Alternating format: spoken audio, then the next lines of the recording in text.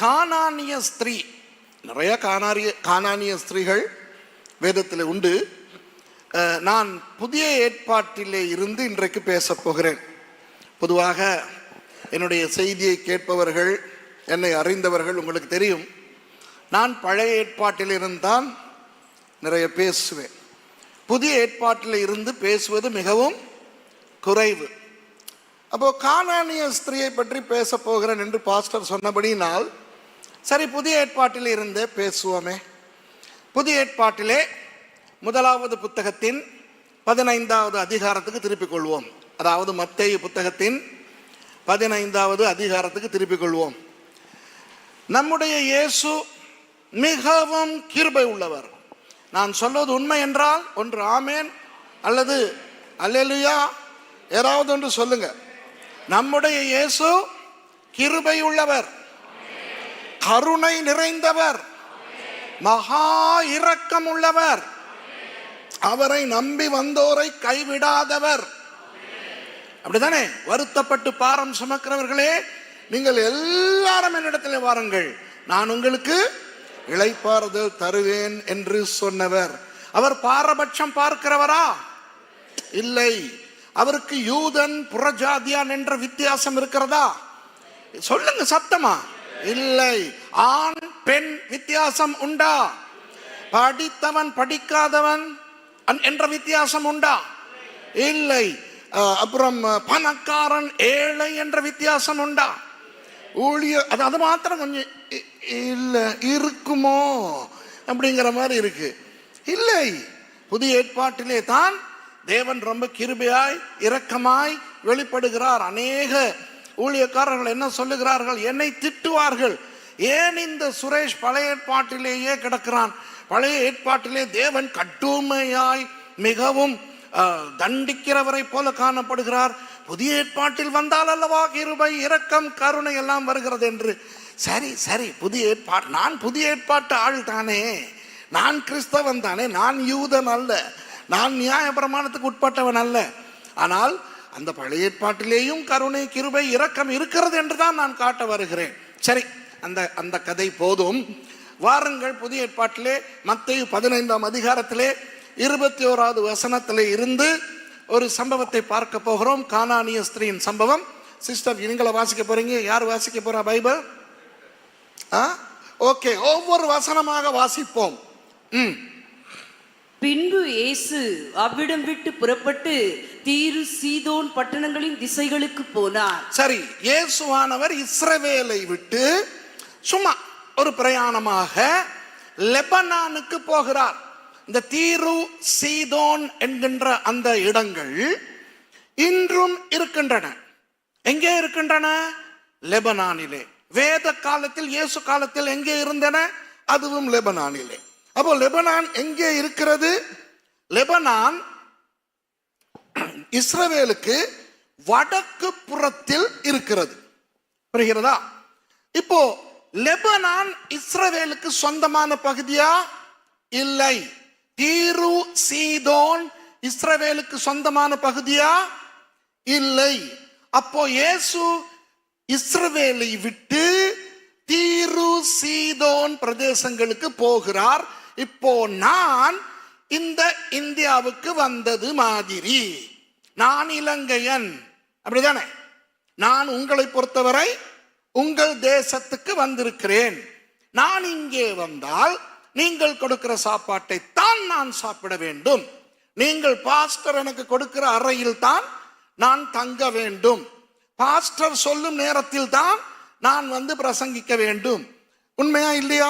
என்னுடைய சபை, என்னுடைய நாடு என்றால் மை கார், மை பெட்ரோல். ஆனால் நான் ஒரு வெளி தேசத்துக்கு வந்தால் ஆங்கிலத்தில் சொல்வார்கள், when you are in Rome, do as the Romans do. நீ ரோமாபுரிக்கு போனால் ரோமாபுரியர்கள் செய்வதே நீ செய்ய வேண்டும் என்று. இந்த பழமொழி, இந்த பழக்கம் இந்தியர்களுக்கும் இலங்கையர்களுக்கும் கிடையாது, தெரியுமோ? இப்போ வெளி தேசங்களுக்கு போய், ஐரோப்பா, அமெரிக்கா, ஆஸ்திரேலியா, நியூசிலாந்து போன்ற தேசங்களுக்கு போய் காலாகாலமாக அங்கு வதியும் இந்தியர்களுடைய வீடுகளுக்கு உள்ளே போய் பாருங்கள். நியூசிலாந்து வீடு மாதிரி, ஐரோப்பா வீடு மாதிரி, அமெரிக்கா வீடு மாதிரி இருக்குமா என்று? ஆஹா, அந்த காரை அந்த அந்த காப்பாக்கு அந்த அவர்களுடைய வீட்டு வாசலுக்கு எடுக்கும் போதே அந்த சாம்பார் மனம், அந்த அந்த அந்த கறிவேப்பிள்ளையினுடைய அந்த வாசம், அந்த மிளகாய் பொடியின் வாசம், இதெல்லாம் மசாலா வாசம் எல்லாம் வரும். ஏன்? அமெரிக்கன் பாஸ்போர்ட் எடுத்தால் என்ன, ஆஸ்திரேலியன் பாஸ்போர்ட் எடுத்தால் என்ன, எந்த தேசத்து பிரஜா உரிமை எடுத்தால் என்ன, இந்தியன் இந்தியன் தான், இலங்கையன் இலங்கையன் தான். புரியுதா? ஆனால் இயேசு தீரு சீதோன் தேசத்துக்கு அவர் போகிறார். ஏனென்று சொல்லுகிறேன், அந்த தீரு சீதோன் பகுதிகளிலேயும் சில யூத மக்கள் அந்த காலத்திலே வாழ்ந்து வந்தார்கள். அவர்களை பார்க்க போயிருக்கலாம் என்று வைத்துக் கொள்வோம். சரி, அப்போ இயேசு தீரு சீதோன் பிரதேசங்களுக்கு போகிறார். அடுத்த வசனத்தை வாசிங்க. அப்பொழுது அந்த திசைகளில் குடியிருக்கிற கானானிய ஸ்திரீ ஒருத்தி அவரிடத்தில் வந்து, ஆண்டவரே, தாவீதின் குமாரனே, எனக்கு இரங்கும், என் மகள் பிசாசினால் கொடிய வேதனைப்படுகிறாள் என்று சொல்லி கூப்பிட்டார். அப்பொழுது அந்த திசையில், அந்த திசைகளில் குடியிருக்கிற ஒரு ஸ்திரீ, அப்போ கவனியுங்கள், அவள் இயேசுவை தேடி இஸ்ரவேலுக்கு வரவில்லை. அவள் பாட்டுக்கு தான் உண்டு, தன் வேலை உண்டு என்று தன் நாட்டிலே, தன் ஊரிலே, தன் வீட்டிலே இருக்கிறாள். இயேசு தான் அவள் குடி இருக்கிற பிரதேசங்களுக்கு போனார். ஆமாவா இல்லையா? அப்போ அட, வாசல் வரை ஆசீர்வாதம் வந்திருக்கிறது, ஏன் அதை நழுவ விடுவானேன் என்று சொல்லி இந்த ஸ்திரீ இயேசுவின் அண்டைக்கு போய், அவள் கேள்விப்பட்டிருப்பாள் போல் இருக்கிறது. இந்த வருத்தப்பட்டு பாரம் சுமக்கிறவர்களே, நீங்கள் எல்லாரும் இடத்துல வாருங்கள், நான் உங்களுக்கு இளைப்பாறுதல் என்று சொன்னவர் இவர்தான் என்று அவள் கேள்விப்பட்டிருப்பாள் போல. அந்த மலையின் மேல் ஏறி எத்தனையோ பேருக்கு பிரசங்கித்து அந்த அநேகருக்கு சுகத்தை கொடுத்தவர் இவர்தான் என்று அவள் கேள்விப்பட்டிருப்பாளா இருக்கும். அந்த கடலில் நடந்தவர் இவர்தான் என்று. ஆகவே அவள் இந்த இயேசுவின் இடத்துல வந்து, பாவம், அவளுடைய மகளுடைய அந்த பிசாசு பிடித்த பிரச்சனைக்கு ஒரு விமோசனம் தரும்படி, சுகம் தரும்படி இயேசுவின் இடத்திலே கேட்கிறாள். இது தப்பா? யோசியுங்கள். இப்போ பாஸ்டர் விசுவாசம் மாத்திரமல்ல, அநேக பாஸ்டர்மார், என்னை அழைத்து ஊழியம் செய்கிற பாஸ்டர்மாருக்கு இருக்கிற ஒரே ஒரு தலைவலி என்னோடு, அவர்களுக்கு என்னவோ தெரியவில்லை, என்னை பிடிக்கும். 2006 19 வருஷமாக பாஸ்டர் என்னை அழைத்து கொண்டே இருக்கிறீர்கள், ஏதோ ஒன்று என்னிலே பிடிக்கிறது, அப்படிதானே? நான் ஒரு கள்ள உபதேசியாய் நான் வந்து போகிறபடினால் சபையிலே குழப்பம் ஏற்படுகிறது. நான் சபை மக்களின் விலாசங்களை வாங்கி கொண்டு போய் அவர்களுக்கு கடிதம் எழுதுகிறேன். நான் சபை மக்களின் தொலைபேசியை எடுத்துக்கொண்டு போய் இலங்கையிலிருந்து அவர்களை அழைத்து ஆலோசனை வழங்குகிறேன், காணிக்கை கேட்கிறேன் என்ற ஒரு கூத்து நான் ஆடி இருந்தால் என்றைக்கோ நிறுத்தி இருப்பார், அப்படித்தானே? ஏதோ பாஸ்டருக்கு என்னால் எந்த ஒரு அந்த அளவுக்கு ஒரு உபத்திரவமும் இல்லை. ஆனால் அதுபோல நான் போகிற இடங்களில் எல்லாம் நிறைய பேர் சொல்லுவார்கள், பாஸ்டர் நீங்க வந்தா எங்களுக்கு சந்தோஷம். ஆனால் இந்த பாஸ்டர் விசுவாசம் மாதிரியான சில பெந்தெகோஸ்தே பாஸ்டர்மாருக்கு என்னால் ஏற்படுகிற ஒரு பெரிய தலைவலி என்ன தெரியுமா? நான் கூட்டம் முடிந்த பிறகு யாருக்கும் ஜெபிப்பது கிடையாது. அப்போ அவர் மாத்திரமல்ல, அநேக பாஸ்டர்மார் சொல்வார்கள், என்ன பாஸ்டர், நீங்கள் பெந்தெகோஸ்தே பாஸ்டர் தானே, நீங்களும் அந்நிய பாஷை பேசுகிறவர் தானே, உங்கள் சபையிலே உங்கள் மக்களுக்கு கை வைத்து ஜெபிக்கிறீர்கள், பிசாசு துரத்துகிறீர்கள், தீர்க்க தரிசனம் சொல்லுகிறீர்கள், நோயாளிகளுக்கு ஜெபிக்கிறீர்கள், நிறைய சாட்சிகள் கேள்விப்படுகிறோம், எங்களுக்கும் அதை செய்யுங்களே என்று. அப்போ நான் சொல்லுவேன், ஐ ஆம் மாமா, யூ ஆர் டெடா. அப்பாவின் வேலையை அப்பா செய்ய வேண்டும், மாமாவின் வேலையை மாமா செய்ய வேண்டும். உங்கள் ஆவிக்குரிய தகப்பன் யார்? அவர். உங்களுக்கு கை வைத்து உங்களை ஆசீர்வதிக்க வேண்டியவர் யார்? அவர். யார் வேண்டுமானாலும் வந்து உபதேசித்து விட்டு போகலாம், ஆனால் யார் வேண்டுமானாலும் வந்து உங்கள் மேல் கை வைக்க கூடாது. யார் வேண்டுமானாலும் வந்து உங்களுக்கு ஆலோசனை கொடுக்க கூடாது. ஆலோசனை அங்கிருந்து வர வேண்டும். உங்களை ஆசீர்வதிக்கிறது அங்கிருந்து வர வேண்டும். புரியுதா? இயேசுவுக்கு அப்படி ஒரு கொள்கை இருந்ததா? இல்லை. இயேசு சுரேஷ் ராமச்சந்திரனா? இப்போ நான் தீரு சீதோன் தேசத்துக்கு போயிருக்கும் போது இப்படி ஒரு கானானிய ஸ்திரீ வந்தார். நான் அவருக்கு சொல்லுவேன், சாரி, ஐ ஆம் மாமா, யூ கோ டு பாப்பா. சரியா நான் சொல்லுவது? இயேசு அப்படிப்பட்டவரா? இயேசு தன்னிடத்திலே வருகிற யாரையுமே தள்ளி விடுகிறவர் அல்ல. அவருடைய இரக்கத்தை அடுத்த வசனத்திலே பார்ப்போம். வாசிங்க. அவளுக்கு பிரதியுத்தரமாக அவர் ஒரு வார்த்தையும் சொல்லவில்லை. உண்மையாவா? இருக்காதே, திரும்ப வாசிங்க, ஒழுங்கா வாசிங்க.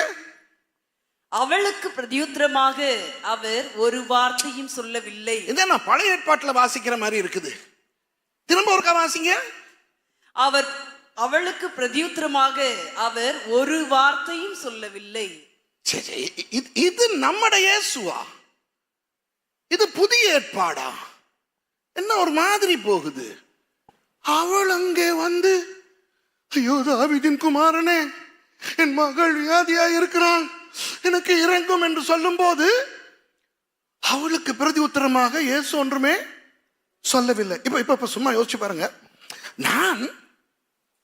முன்பு நான் என்னுடைய உதவி போதகர்களோடு இங்கு வந்திருக்கிறேன். உங்களிலே பலருக்கு ஞாபகம் இருந்திருக்கலாம். பாஸ்டர் ராஜா, பாஸ்டர் டேனி, பாஸ்டர் டிலான், இப்படி பலரோடு வந்திருக்கிற சந்தர்ப்பங்களிலே சில நேரம் அந்த ஆரம்ப நாட்களில், இப்போ எல்லாம் பாஸ்டர் என்னை ஜெபியுங்கள் என்று சொல்லவே மாட்டார். தெரியும், இவன் ஜெபிக்க மாட்டான். நீங்களும் என்னிடத்திலே வருவது கிடையாது ஜெபிப்பதற்கு. சந்தோஷம். ஏன்? ஆரம்ப காலத்திலே முயற்சி பண்ணி இருப்பீர்கள். சில பேர் வந்து கேட்டும் இருப்பீர்கள், பாஸ்டர் ஜெபிக்கிறீங்களா? நான் அழகாக அந்த அவங்க ஜெபிக்கிறாங்கன்னு தள்ளி விட்டுருப்பேன்.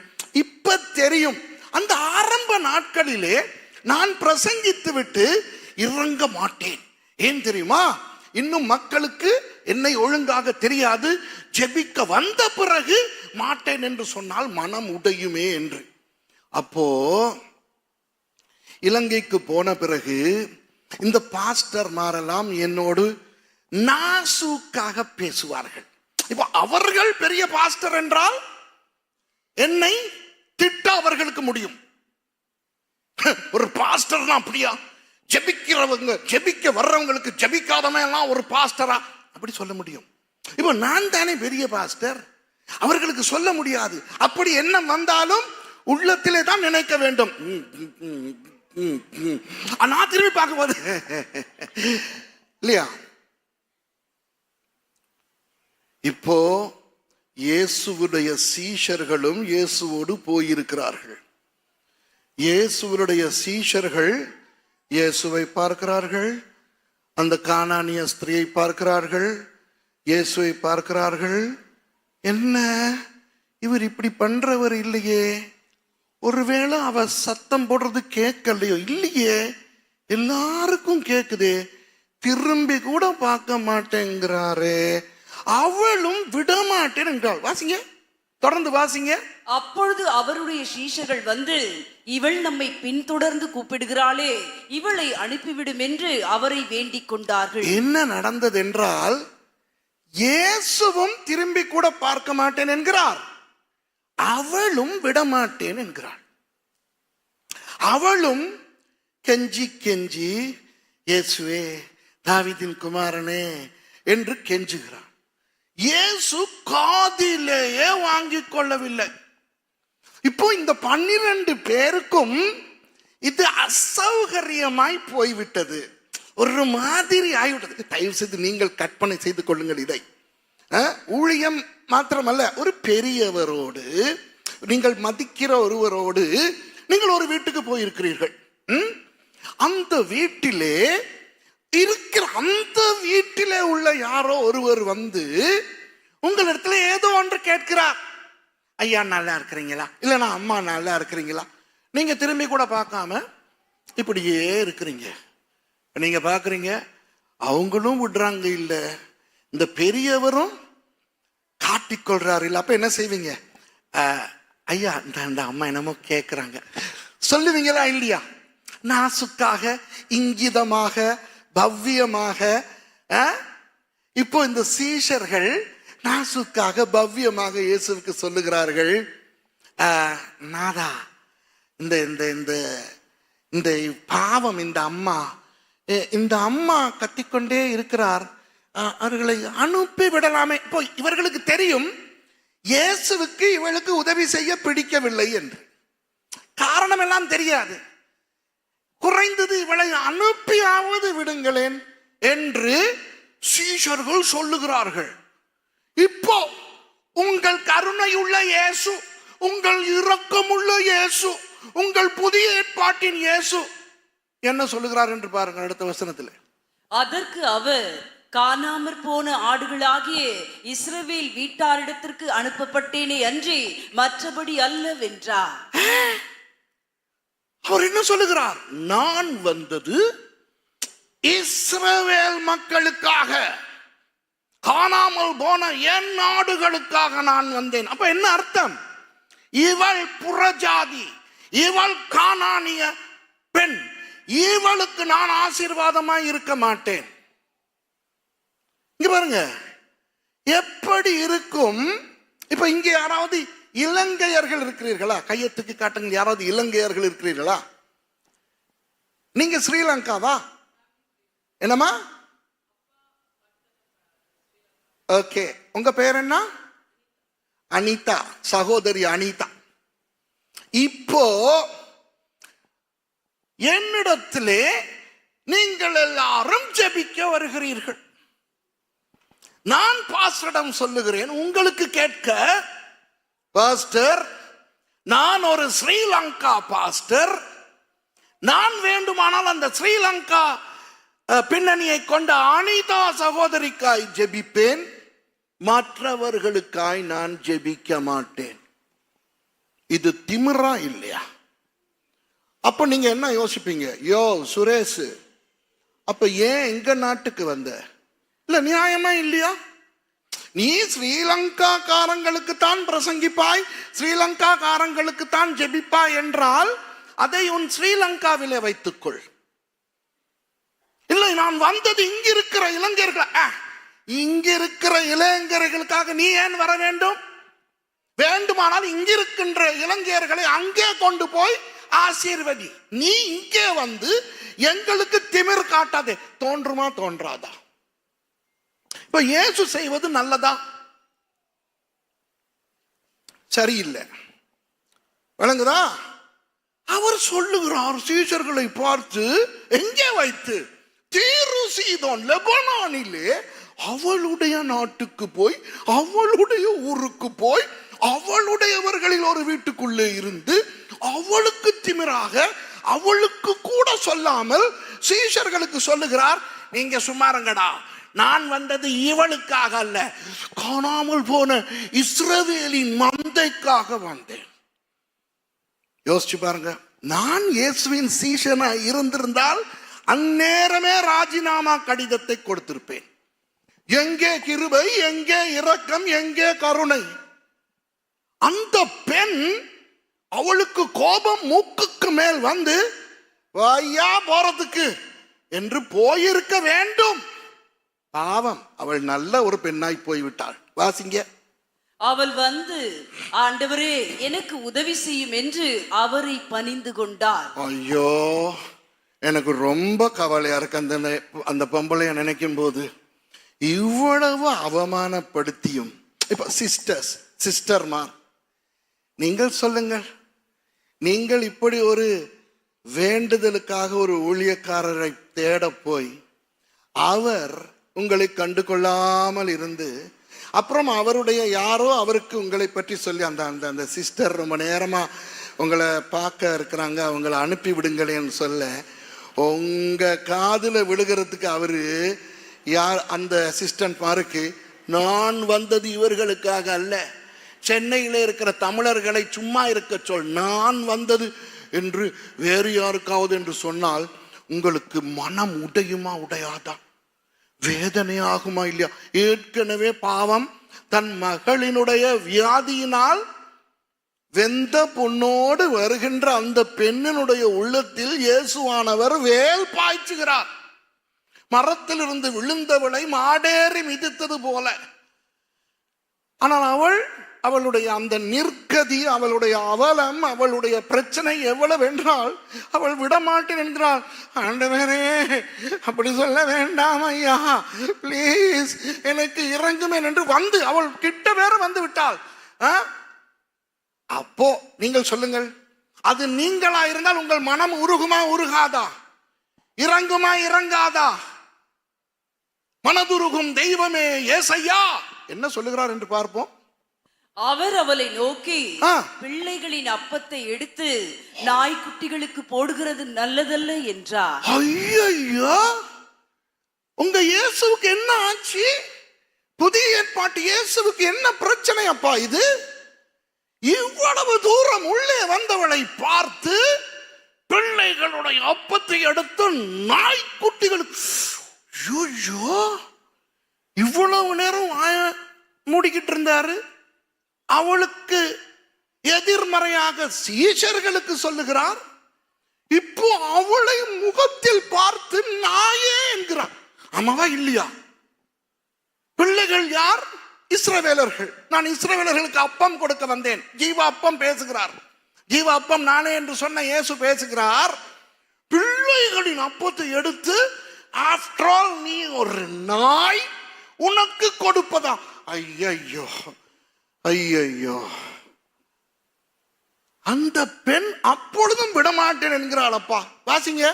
அதற்கு அவள், மெய்தான் ஆண்டவரே, ஆகிலும் நாய்க்குட்டிகள் தங்கள் எஜமான்களின் மேஜையிலிருந்து விழும் துணிக்கைகளை தின்னுமே என்றார். எனக்கு அந்த காட்சியை பார்க்கும்போது கவலையா இருக்கிறது, பாவமா இருக்கிறது. அவள் இல்லை, மேஜையிலிருந்து விழும் துணிக்கைகளையாவது நாய்கள் தின்னுமே என்றார். இதுக்குத்தான் நான் சொல்றது, எனக்கும் இந்த புதிய ஏற்பாட்டுக்கும் அவ்வளோ ஒத்து வராதுன்னு. எவ்வளவு நேரம் போயிருச்சு? கிட்டத்தட்ட அரை மணி நேரம் போய்விட்டது இல்லையா? நான் பிரசங்கத்தை மாற்றப் போகிறேன். வேணாம், நான் பழைய ஏற்பாட்டுக்கே போயிடுறேன். பரவாயில்லையா பாஸ்டர்? ஓகே, நமக்கு நேரம் இருக்கு தானே, ஒரு புது பிரசங்கம் ஒன்று தொடங்கவா? பார்த்தீங்களா, நானும் ட்ரை பண்ணேன், நீங்க சொன்னீங்கன்னு.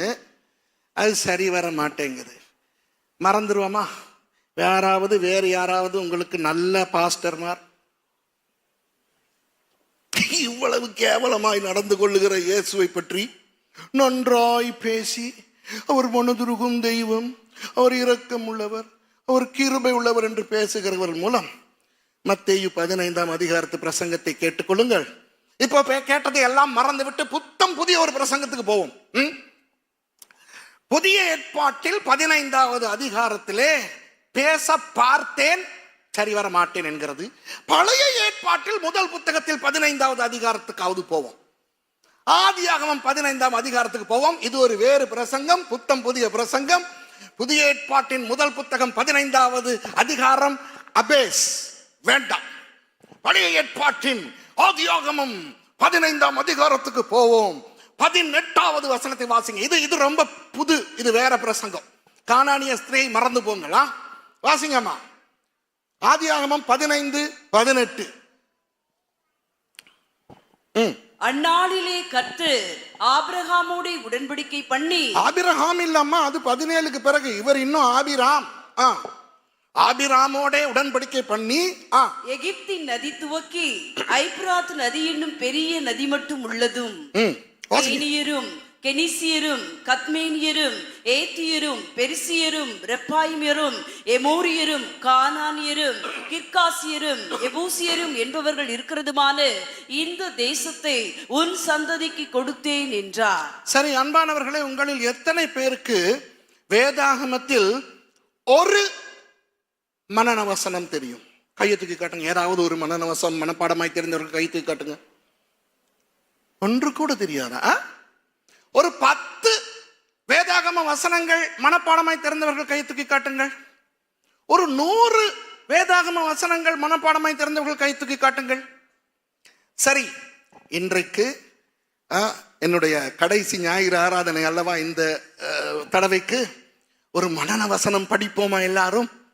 ஆதியாகமம் 15:19 இதுதான் மனன வசனம். ஸ்கிரீன்ல போடுங்க ஐயா. எல்லாரும் இந்த மனன வசனத்தை மனப்பாடம் செய்வோம். 1 2 3. கேனியரும் கெனீசியரும் கத்மோனியரும். நீங்க முதல்ல கத்மேனியர், நீங்க ஒரு அரவு இருக்கு, கத்மோனியர். பரவாயில்ல. தமிழரும் மலையாளிகளும் தெலுங்கர்களும் என்றால் அவருக்கு தெரியும். இது யாரோ நல்ல மனன வசனமா இல்லையா? இப்படி ஒரு மனன வசனம் நீங்கள் மனப்பாடம் செய்ய நினைக்கவே மாட்டீர்களே. ஏன்? நமக்கு என்ன வேண்டும் தெரியுமா? நான் உன்னோடே இருப்பேன், உன்னை வாளாக்காமல் தலையாக்குவேன், கீழாக்காமல் மேலாக்குவேன், கர்த்தர் என் மேய்ப்பராய் இருக்கிறார். இதுதான் மனன வசனம். ஏன் இது வேத வாக்கியம் இல்லையோ? தனி ஒரு வசனம். ஆதியாகமம் 15:19 எங்கே சொல்லுங்கள்? கேனியரும் கெனீசியரும் கத்மோனியரும். நான் மௌனமாயிருக்கிறேன், உங்கள் ஞாபக சக்தியை பார்ப்போம். 1 2 3. வாவ்! அப்போ உங்களுக்கு 100 வேத வசனங்கள் மனப்பாடமாய் தெரிந்தால் இன்றிலிருந்து 101, 1000 தெரிந்தால் இன்றிலிருந்து 1001. ஒரு மனன வசனம் கற்றுக்கொள்ள ஆண்டவர் கிருபை செய்தார். கர்த்தருக்கு ஸ்தோத்திரம். என்ன அந்த மனன வசனம்? கேனியரும் கெனீசியரும் கத்மோனியரும். சரி, இந்த வசனத்திலே என்னதான் சொல்லப்பட்டிருக்கிறது என்று மறுபடி பார்ப்போம். வாசிங்க. 15:18 வாசியுங்கள். அந்நாளிலே கர்த்தர் ஆபிராமோடே உடன்படிக்கை பண்ணி எகிப்தின் நதி துவக்கி ஐப்ராத் நதி என்னும் பெரிய நதி மட்டும் உள்ளதும் கேனியரும் கெனீசியரும் கத்மோனியரும் ஏத்தியரும் பெரிசியரும் ரெப்பாமியரும் எமோரியரும் கானானியரும் கிர்காசியரும் எபூசியரும் என்பவர்கள் இருக்கிறதுமான இந்த தேசத்தை உன் சந்ததிக்கு கொடுத்தேன் என்றார். காரணத்தோடு தான் 19வது வசனத்தை மட்டும் மனப்பாடம் செய்ய சொன்னேன். அது ஞாபகம் இருக்கிறது அல்லவா? கேனியரும் கெனீசியரும் கத்மோனியரும். அதற்கு பிறகு ஒரு பெரிய பட்டியல் வருகிறது. வேண்டுமானால் மனப்பாடம் பண்ணிக்கொள்ளுங்கள், ஆனால் எனக்கு அது தேவையில்லை.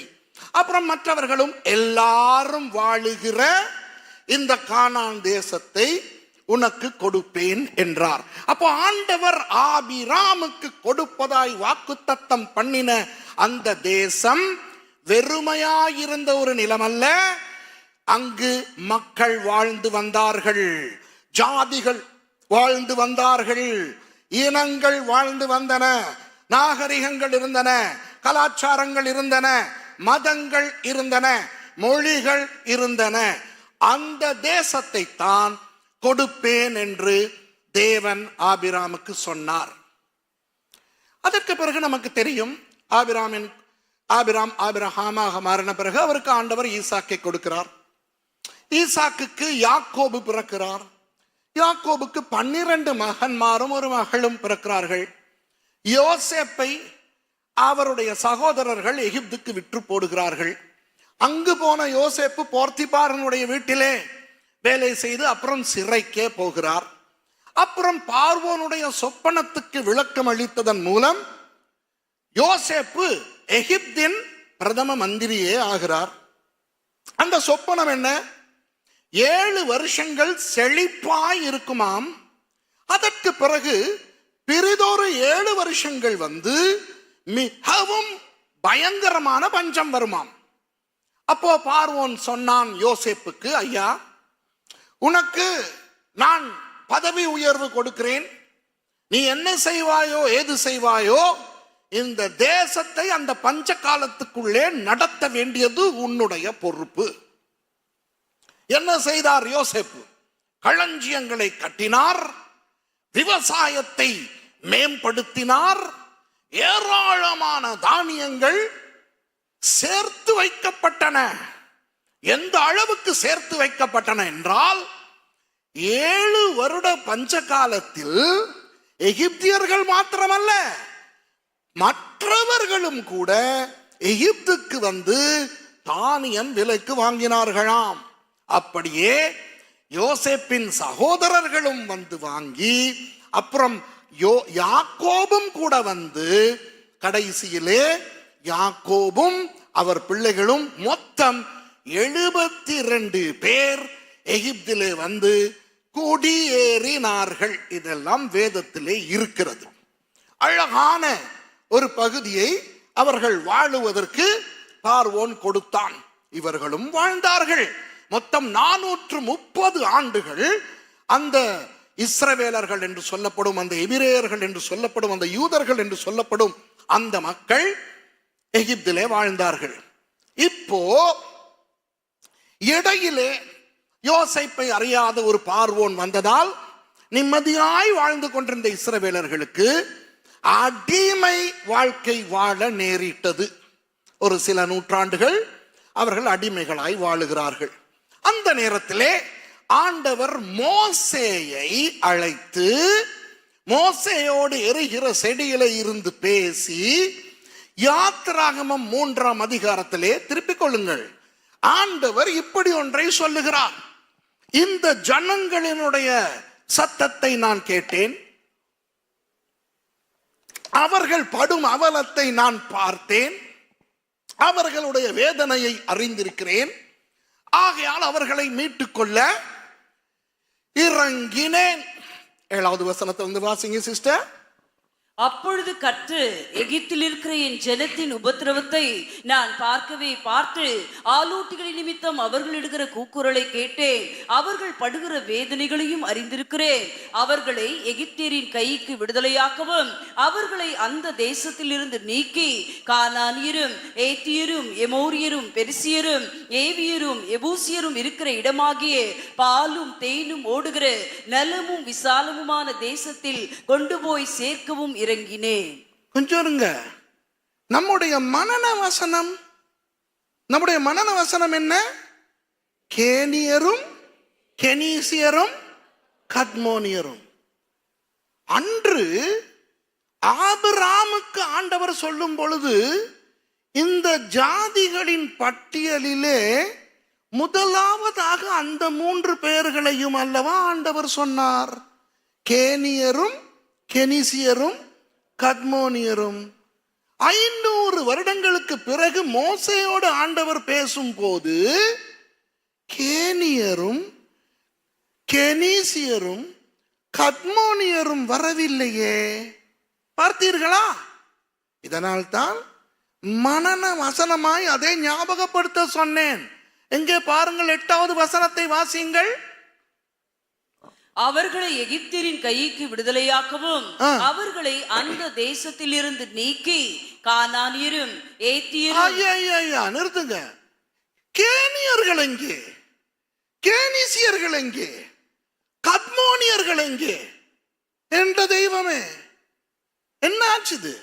இப்போ ஒரு தேசத்திலே இனங்கள் அதிகமாய் இருக்கலாம். இப்ப இந்த சென்னையிலே இந்த சென்னைக்கு சொல்வார்கள் வந்தாரை வாழ வைக்கும் சென்னை என்று. ஆமாவா இல்லையா? இந்த சென்னையிலே தெலுங்குக்காரர்கள் இருக்கிறார்கள், மலையாளக்காரர்கள் இருக்கிறார்கள், நேபாளத்திலிருந்து வந்து வேலை செய்கிறவர்கள் இருக்கிறார்கள், பாம்பேயிலிருந்து மும்பாயிலிருந்து வந்தவர்கள் இருக்கிறார்கள், கர்நாடகாவிலிருந்து வந்த கன்னடக்காரர்கள் இருக்கிறார்கள், இலங்கையர்கள் இருக்கிறார்கள், ஏகப்பட்டோர் இருக்கிறார்கள். இப்போ நான் போய் இலங்கையிலே யாருக்காவது சென்னையிலே யார் யாரெல்லாம் வாழுகிறார்கள் தெரியுமா என்று ஒரு பட்டியலை கொடுத்தால் முதலாவது யாரை சொல்ல வேண்டும்? சென்னையில் தமிழர்கள், தெலுங்கர்கள், ஹிந்திக்காரர்கள், மலையாளிகள், கன்னடக்காரர்கள் என்று தமிழர்கள் என்று முதலில் சொல்ல வேண்டுமா இல்லையா? ஏன்? இது தமிழ்நாடு, பெரும்பான்மை தமிழ். ஆகவே நான் முதலாவது யாருடைய பெயரை சொல்லுகிறேனோ அவர்கள் தான் அந்த பிரதேசத்தின் முதன்மையானவர்கள். ஆமாவா இல்லையா? இப்போ இலங்கையை நீங்கள் என்னிடத்தில் கேட்டால், பாஸ்டர் இலங்கையிலே எந்த மதங்கள் இருக்கின்றன என்று நான் எடுத்த வாய்க்கு கிறிஸ்தவம் என்று சொல்ல மாட்டேன். கிறிஸ்தவம் 1.3% தான். அப்போ நான் சொல்வேன் பௌத்தர்கள், இந்துக்கள், இஸ்லாமியர்கள், கிறிஸ்தவர்கள் என்று சொல்வேன். ஏன்? பௌத்தர்கள் தான் அதிகம். அது ஒரு பௌத்த நாடு. உங்கள் நாட்டிலே எந்த எந்த இனங்கள் வாழுகிறார்கள் என்றால் நான் என்ன சொல்லுவேன்? சிங்களவர்கள், தமிழர்கள், முஸ்லிம்கள், பரங்கியர் என்றால் இந்த இங்கே ஆங்கிலோ இந்தியன்ஸ் இருக்கிறார்களே அந்த மாதிரி, அப்படித்தான் சொல்லுவேன். அப்போ பொதுவாக அந்த தேசத்தின் முதன்மை குடிகள், பெரும்பான்மையான குடிகள், அவர்களுடைய பெயர் தான் முதலில் வரும். அப்போ ஆண்டவர் ஆபிராமுக்கு நான் உனக்கு கொடுக்க போகும் தேசம் இப்பொழுது யார் வாழும் தேசம் என்று சொல்லும் பொழுது அவர் முதல் மொழிந்த 3 தேசங்களும் எவை? கேனியரும், கெனீசியரும், கத்மோனியரும் வாழ்ந்த தேசம். 500 வருடங்களுக்கு பிறகு ஆண்டவர் அதே தேசத்தை பற்றி அதே வாக்குத்தத்தத்தை புதுப்பித்து மோசேக்கு சொல்லும் பொழுது கேனியரையும், கேனீசியரையும், கத்மோனியரையும் ஏன் மறந்தார்? இது ஒரு பிரச்சனை. ஆமாவா இல்லையா? நமக்கு இது பிரச்சனையாவே தெரியாது. ஏன் சொல்லுங்க? இந்த மாதிரி வசனங்கள் வந்தா வாசிச்சுக்கிட்டா போறது, நம்ம தாண்டி இல்ல ஓடுறோம். நாம் வேதத்தை வாசிக்கும் பொழுது கர்த்தரின் மேய்ப்பராய் இருக்கிறார், தாழ்ச்சி அடையேன் என்றுமே இவ்வளவு மெதுவா தான் போவோம். அவர் என்னை புல்லுள்ள இடங்களில் மேய்த்து, அவர் என்னை புல்லுள்ள இடங்களில் மேய்த்து, அவர் என்னை புல்லுள்ள இடங்களில் மேய்த்து அமர்ந்த தண்ணீர்கள் என்றை விளங்குதா? கேனியரும் கெனீசியரும் பார்க்கிறது கூட கிடையாது. ஆமா இல்லையா? காட்ஸ் கீஸை பெற்றான், கீஸ் கூசை பெற்றான், இதெல்லாம் வாசிக்கிறதே இல்லை. இந்த சுரேஷ் மாதிரி யாராவது ஒரு விதண்டாவாத பிரசங்கி வந்தாதான் மனநவசனம் கொடுக்குறாரு பாரு. எப்படி மனநவசனம்? கேனியரும், கேனீசியரும், கத்மோனியரும், இதெல்லாம் ஒரு மனநவசனமா? ஆனா விஷயம் இருக்கா இல்லையா? எத்தனை பேர் சொல்லுவீர்கள்? இப்பதான் இதை கவனிக்கிறேன். மோசேக்கு சொல்ற பட்டியல்ல இது 3 இல்லை. வெக்கப்படாதீங்க, நம்ம எல்லாரும் ஒரே கூட்டம் தான். வெக்கப்படாம கையை தூக்குங்க. சரி, ஆண்டவர் தான் மறந்தார் என்று வைத்துக் கொள்வோமே. திருப்பி வாசிக்க தேவையில்லை. என்னாகமம் 13க்கு பிறகு வருவோம். என்னாகமம் 13 மோசே 12 பேரை அனுப்புகிறார் அந்த கானான் தேசத்தை வேவு பார்க்க. போனவர்கள் முழு கானான் தேசத்தையும் வேவு பார்த்து விட்டு பெரிய திராட்சை குலையெல்லாம் சுமந்து கொண்டு வந்தார்கள். ஞாபகம் இருக்கிறதா? அவர்களிலே ஒருவர் தான் யோசுவா.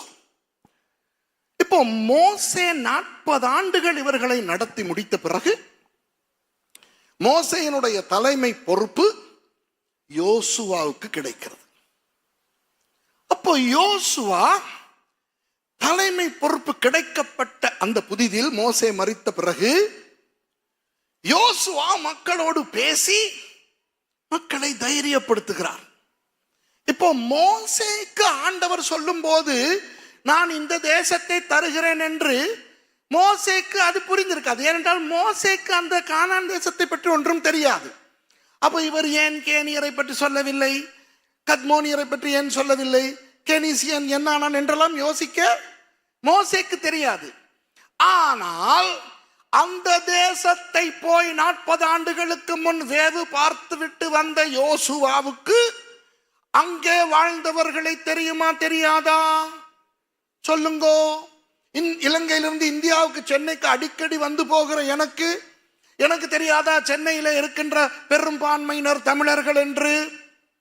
அப்போ அந்த யோசுவா இப்போ தனது மக்களை பார்த்து யோசுவா 3ஆம் அதிகாரத்திலே என்ன சொல்லுகிறார் என்று வாசியுங்கள். 9வது வசனத்திலிருந்து வாசியுங்கள்.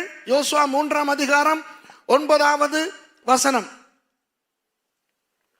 யோசுவா இஸ்ரவேல் புத்திரரை நோக்கி, யோசுவா 3ஆம் அதிகாரம், நீங்க என்னாகமம் போட்டு வச்சிருக்கீங்க. ஓகே, வாசிக்கம்மா. யோசுவா இஸ்ரவேல் புத்திரரை நோக்கி, நீங்கள் இங்கே சேர்ந்து உங்கள் தேவனாகிய கர்த்தருடைய வார்த்தைகளை கேளுங்கள் என்றான். பின்பு யோசுவா, ஜீவனுள்ள தேவன் உங்கள் நடுவே இருக்கிறார் என்பதையும் அவர் கானானியரையும் ஏத்தியரையும். ஓ ஓ ஓ என்னாச்சு? மனன வசனத்தை சொல்லுங்க. கேனியரும் கேனிசியரும் கத்மோனியரும் இங்கேயும் இல்லையே. பட்டியலை வாசிச்சு முடிங்கம்மா.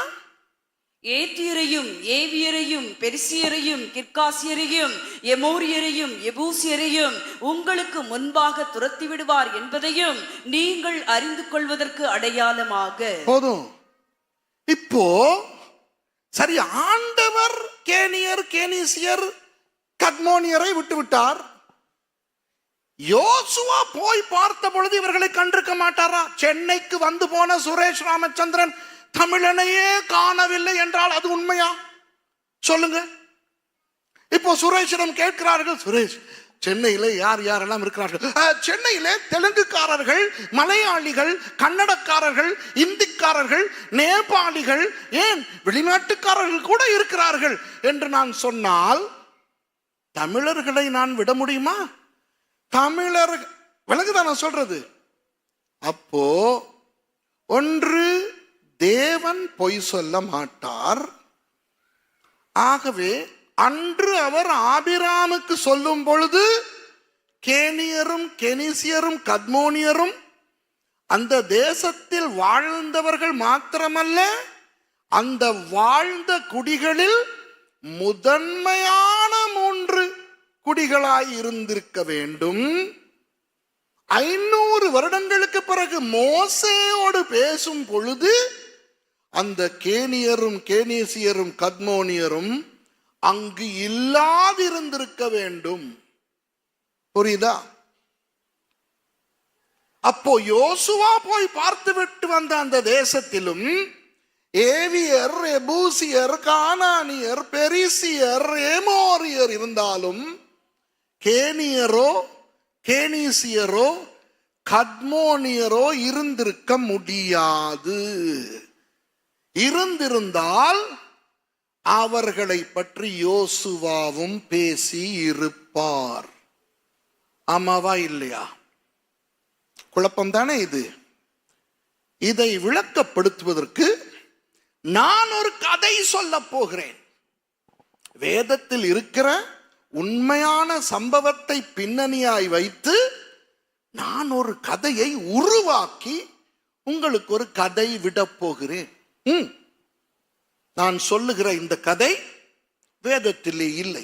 ஆனால் வேதத்திலே இருக்கிற உண்மை கதையின் பின்னணியை வைத்து நான் ஒரு கதையை புனைந்து உங்களுக்கு சொல்ல போகிறேன். ஓகே, கதை கேட்க ரெடியா? ஓகே.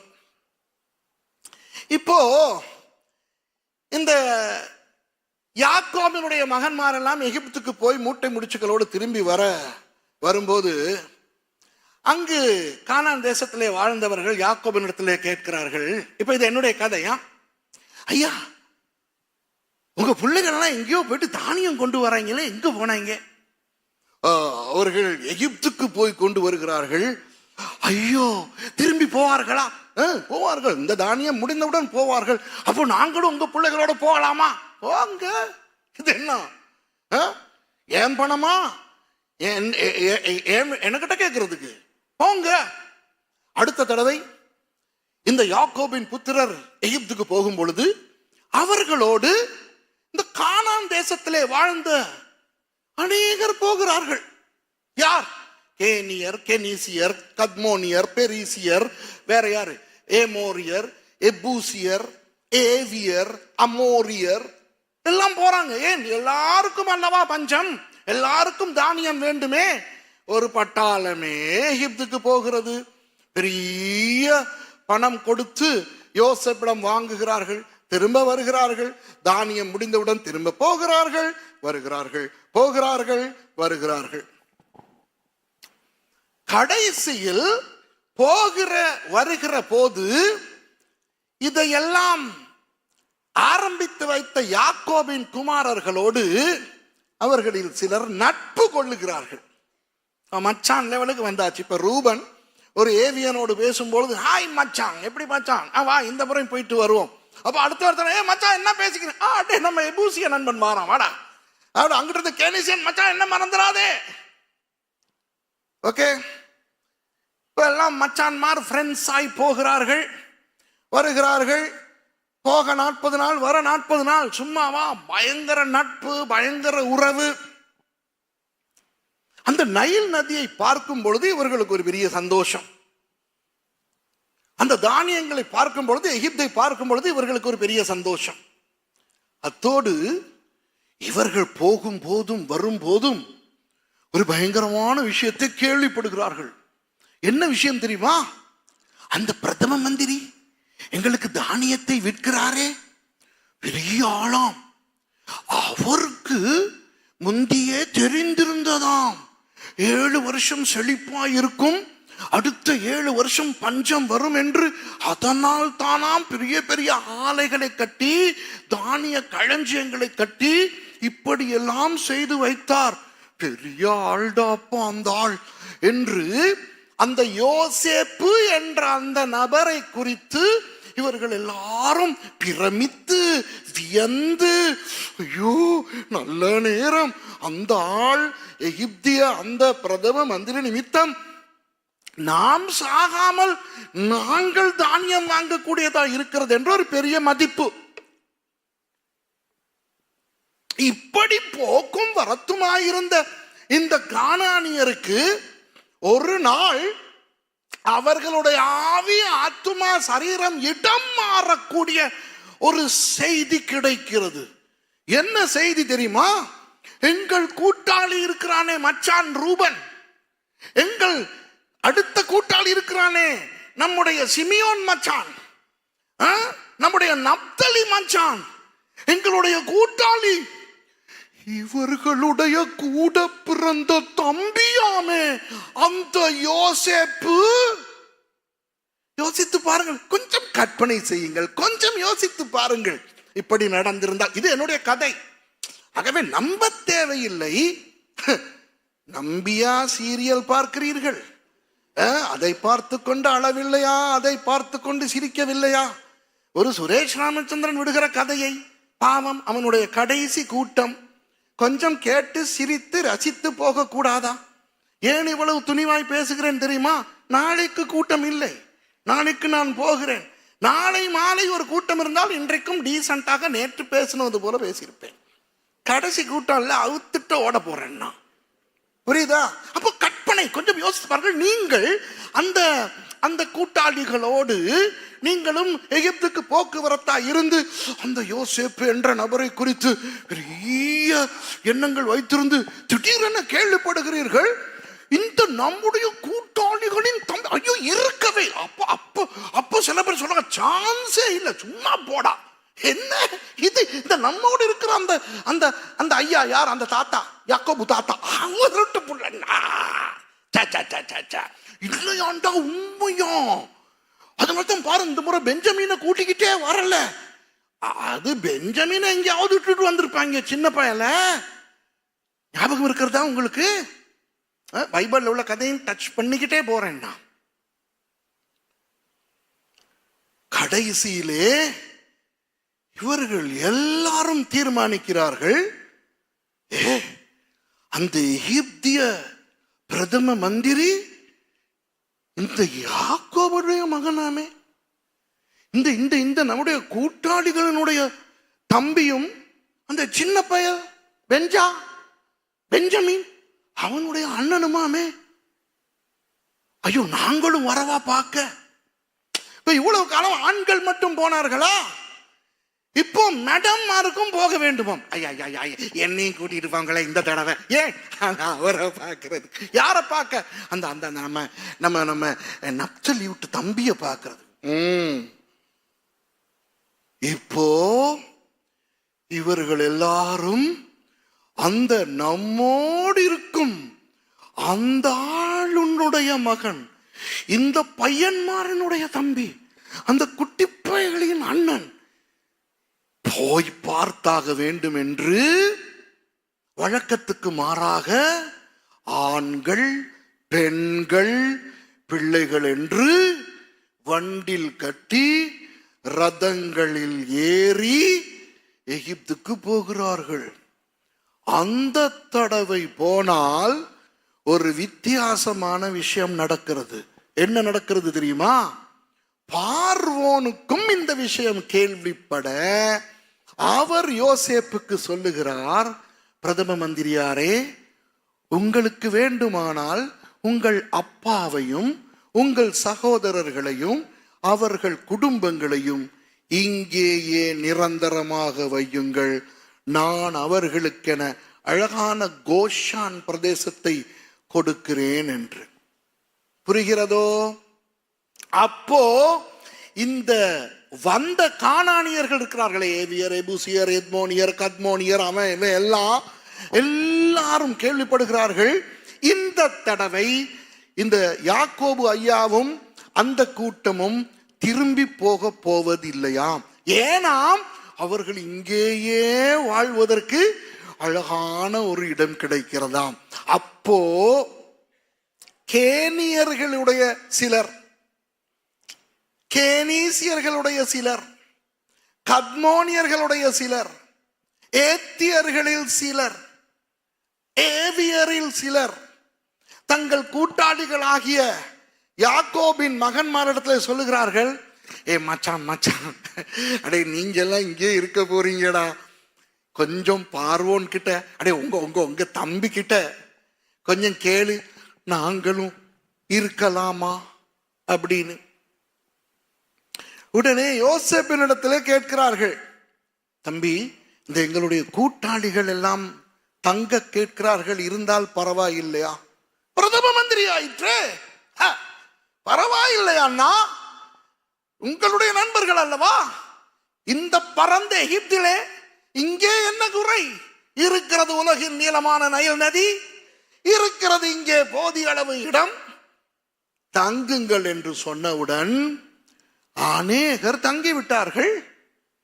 அநேகர் எந்த அளவுக்கு தங்கினார்கள் என்றால், எல்லா ஏவியரும் தங்கவில்லை, எல்லா ஏத்தியரும் தங்கவில்லை, எல்லா எமோரியரும் தங்கவில்லை. கொஞ்சம் ஏவியர், கொஞ்சம் எபூசியர், கொஞ்சம் ஏத்தியர், கொஞ்சம் கானானியர் தங்கினார்கள். மற்றவர்கள் எல்லாம் திரும்பி போனார்கள். ஆனால் கேனியர், கேனீசியர், கத்மோனியரில் அநேகர் தங்கினார்கள். ஒரு கொஞ்சம் பேர் திரும்பி போனார்கள். புரிகிறதோ? 500 வருடங்களுக்கு பிறகு ஆண்டவர் மோசேக்கு இந்த தேசத்தை குறித்து சொல்லும் பொழுது கேனியர், கேனீசியர், கத்மோனியர் என்று சொல்லும் அளவுக்கு அவர்களுடைய ஜனத்தொகை அங்கு இருக்கவில்லை. என் கதை இன்னும் முடியவில்லை, கதை விடுவது இன்னும் முடியவில்லை. ஓகே, யோசேப்பை அறியாத ஒரு மன்னன் தோன்றினான். என்ன செய்தான்? இவர்களை எல்லாம், எபிரேயரை எல்லாம் அடிமைகளாக்கினான். எபிரேயர்களை, இஸ்ரவேலர்களை அடிமையாக்கினவன் அவர்களோடு அங்கு தங்கி இருந்த மற்றவர்களை விட்டு வைத்திருப்பானோ? எனவே எபிரேயர்கள் மாத்திரமல்ல, அந்த அண்ட வந்தவர்களும் அடிமைகளாய் ஆக்கப்பட்டார்கள். இப்போதான் அவர்கள் திட்டுகிறார்கள், ஐயோ எங்கள் மூதாதையர்கள் விட்ட பிழை, இவர்களோடு அவர்களும் தங்கி தொலைத்தபடினால் எங்களுக்கு ஒரு நாடு இருந்ததாம், நல்ல ஒரு இனமாய் அங்கு வாழ்ந்தோமாம், இப்போ நாங்களும் செங்கல் செய்ய வேண்டி இருக்கிறதே, நாங்களும் இந்த எகிப்தியர்களுக்கு அடிமையாய் இருக்க வேண்டி இருக்கிறதே என்று இவர்களும் அல்லோல கல்லோலமாய் வாழ்ந்தார்கள். ஆரம்ப நாட்களில் இந்த யோசேப்பு எப்படி இந்த 7 வருட சங்கதியை கண்டுபிடித்தார் என்று இவர்கள் கேள்விப்பட்ட பொழுது, நீங்கள் யோசித்து பாருங்கள். இப்போ நான் சொல்லுகிற கதை ஒரு உண்மை என்று சும்மா நினைப்போமே, அது உண்மையாய் இருந்திருந்தால் அந்த வந்த கானானிய அந்த மக்கள் யோசேப்புக்கு எப்படி இந்த விஷயங்கள் தீர்க்க தரிசனமாய் தெரிய வந்தது என்று யோசித்திருப்பார்களா இல்லையா? அப்போ அவர்களுக்கு என்ன சொல்லப்பட்டிருக்கும்? யோசேப்பினுடைய தெய்வம் தான் இதை வெளிப்படுத்தினது என்று அவர்களுக்கு சொல்லப்பட்டிருக்குமா இல்லையா? அப்போ அவர்களில் நிறைய பேர் அந்த சாமி எனக்கும் வேண்டும் என்று யூதர்களாய் மாறி இருக்க மாட்டார்களா? ஒரு கொஞ்சம் பேராவது யூதர்களாய் மாற விரும்பி இருக்க மாட்டார்களா என்ன? அந்த காலத்திலே ஒரு புறஜாதியான் யூதனாய் மாறுவதற்கு தடை இருக்கவில்லையே. புரியுதா? அப்படி சில பேர் யூதர்களாய் மாறி இருக்கலாம், சில பேர் மாறாமல் இருந்திருக்கலாம். அது பிரச்சனை இல்லை. ஓகேயா? ஞாபகத்தில் வைத்துக் கொள்ளுங்கள்.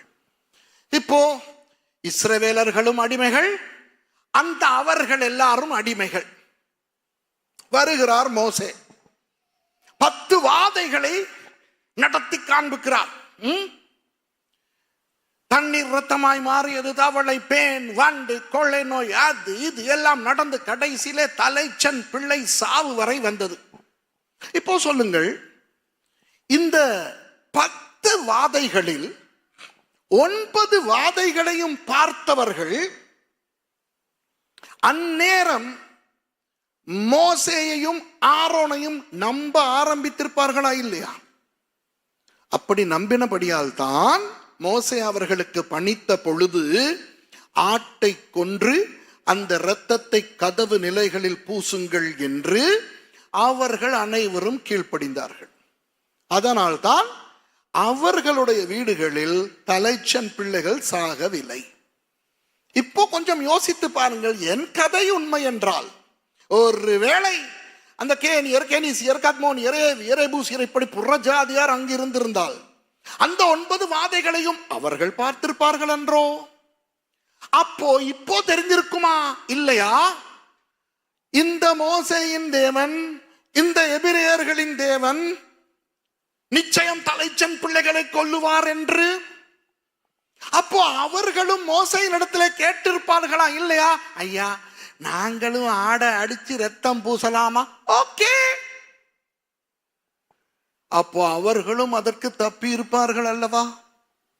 கடைசியில் பார்வோன் இவர்களை எல்லாம் போங்கள் என்று அனுப்பும் பொழுது எபிரேயர்கள் மட்டுமா புறப்பட்டு போயிருப்பார்கள்? ஏவியர், ஏபூசியர், ஏமோரியர், பெரிசியர் என்று கொஞ்சம் கொஞ்சமா இருந்தவர்களும் பவுஞ்சாய் அவர்களோடு இருந்த கேனியரும், கெனீசியரும், கத்மோனியரும் கூட புறப்பட்டு போயிருப்பார்கள். இப்போ ஒரு வசனத்தை நீங்கள் வாசியுங்கள். யாத்ராகமம் 12:37-38. யாத்ராகமம் 12:37-38. இஸ்ரவேல் புத்திரர் ராமசேசை விட்டு கால்நடையாய் பிரயாணம் பண்ணி சுக்கோத்துக்கு போனார்கள். அவர்கள் பிள்ளைகள் தவிர 6 லட்சம் புருஷராய் இருந்தார்கள். பிள்ளைகள் தவிர 6 லட்சம் புருஷராய் இருந்தவர்கள் யார்? இஸ்ரவேல் புத்திரர். அடுத்த வசனத்தை பாருங்க. அவர்களோடே கூட பல ஜாதியான ஜனங்கள் அநேகர் போனதுமன்றி மிகுதியான ஆடு மாடுகள் முதலான மிருக ஜீவன்களும் போயிற்று. அவர்களோடே கூட பல ஜாதியான ஜனங்கள் அநேகர் போனார்கள். எத்தனை தடவை இந்த வசனத்தை வாசிச்சிருப்போம். நேர்மையாய் சொல்லுங்கள், இப்பதான் இது எனக்கு படுதுன்னு சொல்றவங்க கையை தூக்கி காட்டுங்க. வெக்கப்படாதீங்க. எங்கிருந்து வந்தார்கள் இந்த பல ஜாதியான ஜனங்கள்?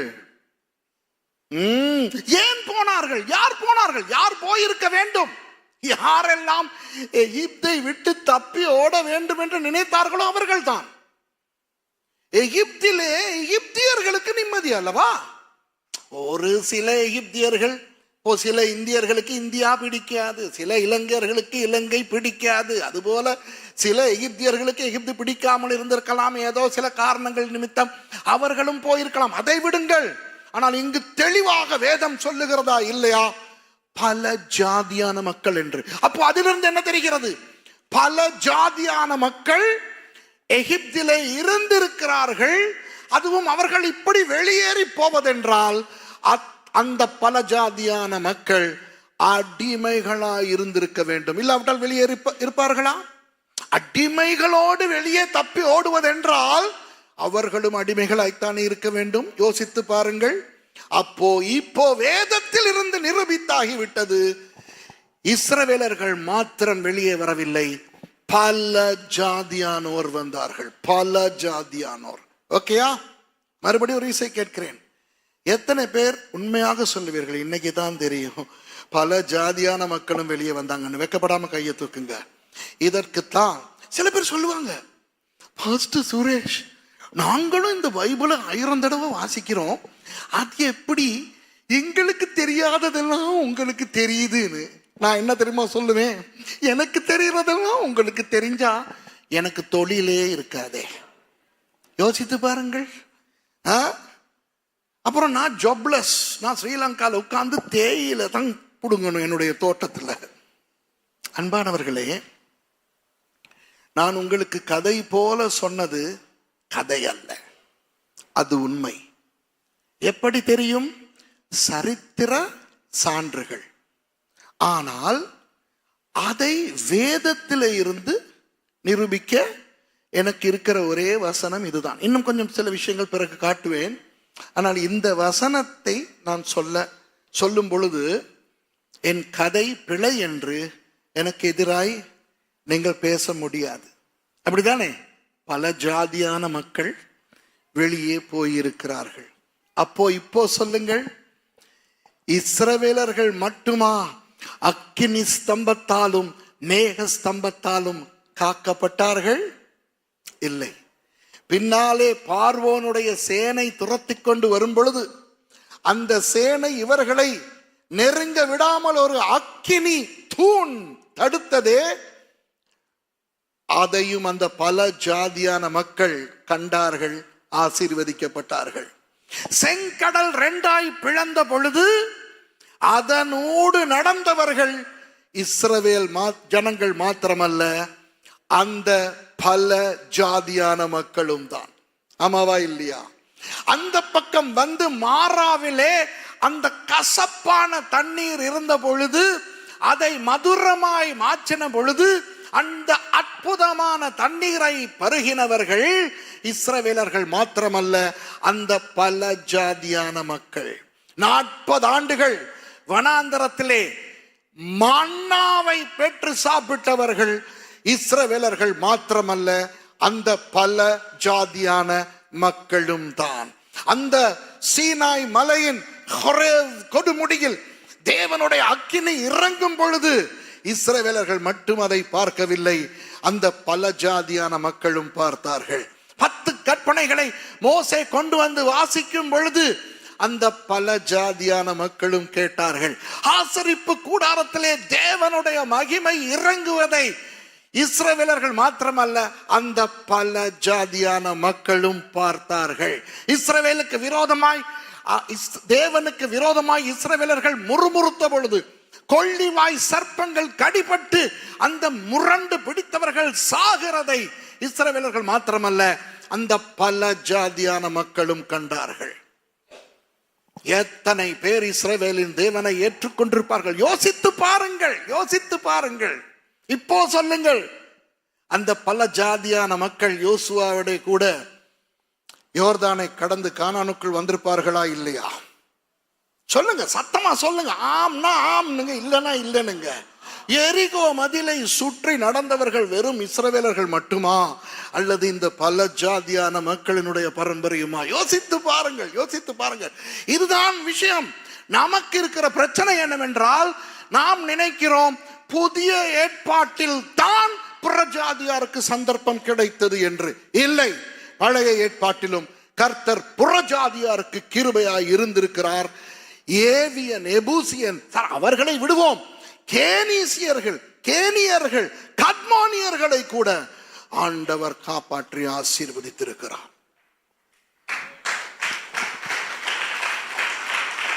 விளங்குதா நான் ஏன் பழைய ஏற்பாட்டின் மேல் அவ்வளவு ஆசையா இருக்கிறேன் என்று? அதிலேயும் புற ஜாதிகளுக்கு இடம் இருக்கிறது. ஆமென். எகிப்தில் இருந்து இஸ்ரவேலர்களை அவர் கொண்டு வந்தது உண்மை. ஆனால் இஸ்ரவேலர்களை மாத்திரமல்ல, அடிமையாயிருந்த யார் வேண்டுமானாலும் வெளியே வந்திருக்க ஆண்டவர் சந்தர்ப்பத்தை கொடுத்தார். அதுதான் நமது பழைய ஏற்பாட்டின் தேவன். உங்கள் புதிய ஏற்பாட்டின் இயேசு தான் கானானிய ஸ்திரீக்கு அந்த மாதிரி நாய்க்கு என்று கேவலப்படுத்தி விட்டார். ஆனால் பழைய ஏற்பாட்டின் தேவன் பெரிய இரக்கம். பார்த்தா புதிய ஏற்பாட்டில் இருக்கிறவர் தான் அவ்வளவு நல்லது இல்லாத மாதிரி இருக்கு. சரி, அது வேணாம், அது வேறு பிரசங்கம். சரி, என்னாகமம் 13ஆம் அதிகாரத்துக்கு போவோம். நான் சொன்னேன் என்னாகமம் 13வது அதிகாரத்துக்கு உங்களை கூட்டிக் கொண்டு வருவேன் என்று. வாசிங்கம்மா முதலாவது வசனத்தை. கர்த்தர் மோசேயை நோக்கி, நான் இஸ்ரவேல் புத்திரருக்கு கொடுக்கும் கானான் தேசத்தை சுற்றி பார்ப்பதற்கு நீ மனிதரை அனுப்பு. ஒவ்வொரு பிதாக்களின் கோத்திரத்திலும் ஒவ்வொரு பிரபுவாகிய புருஷனை அனுப்ப வேண்டும் என்றார். ஒவ்வொரு பிதாக்களின் கோத்திரத்திலும் ஒவ்வொரு பிரபுவாகிய புருஷனை அனுப்ப வேண்டும். அன்பானவர்களே, இந்த சம்பவம் அவர்களுடைய யாத்திரையை ஆரம்பித்த முதலாம் வருஷத்திலேயே நடக்கிறது.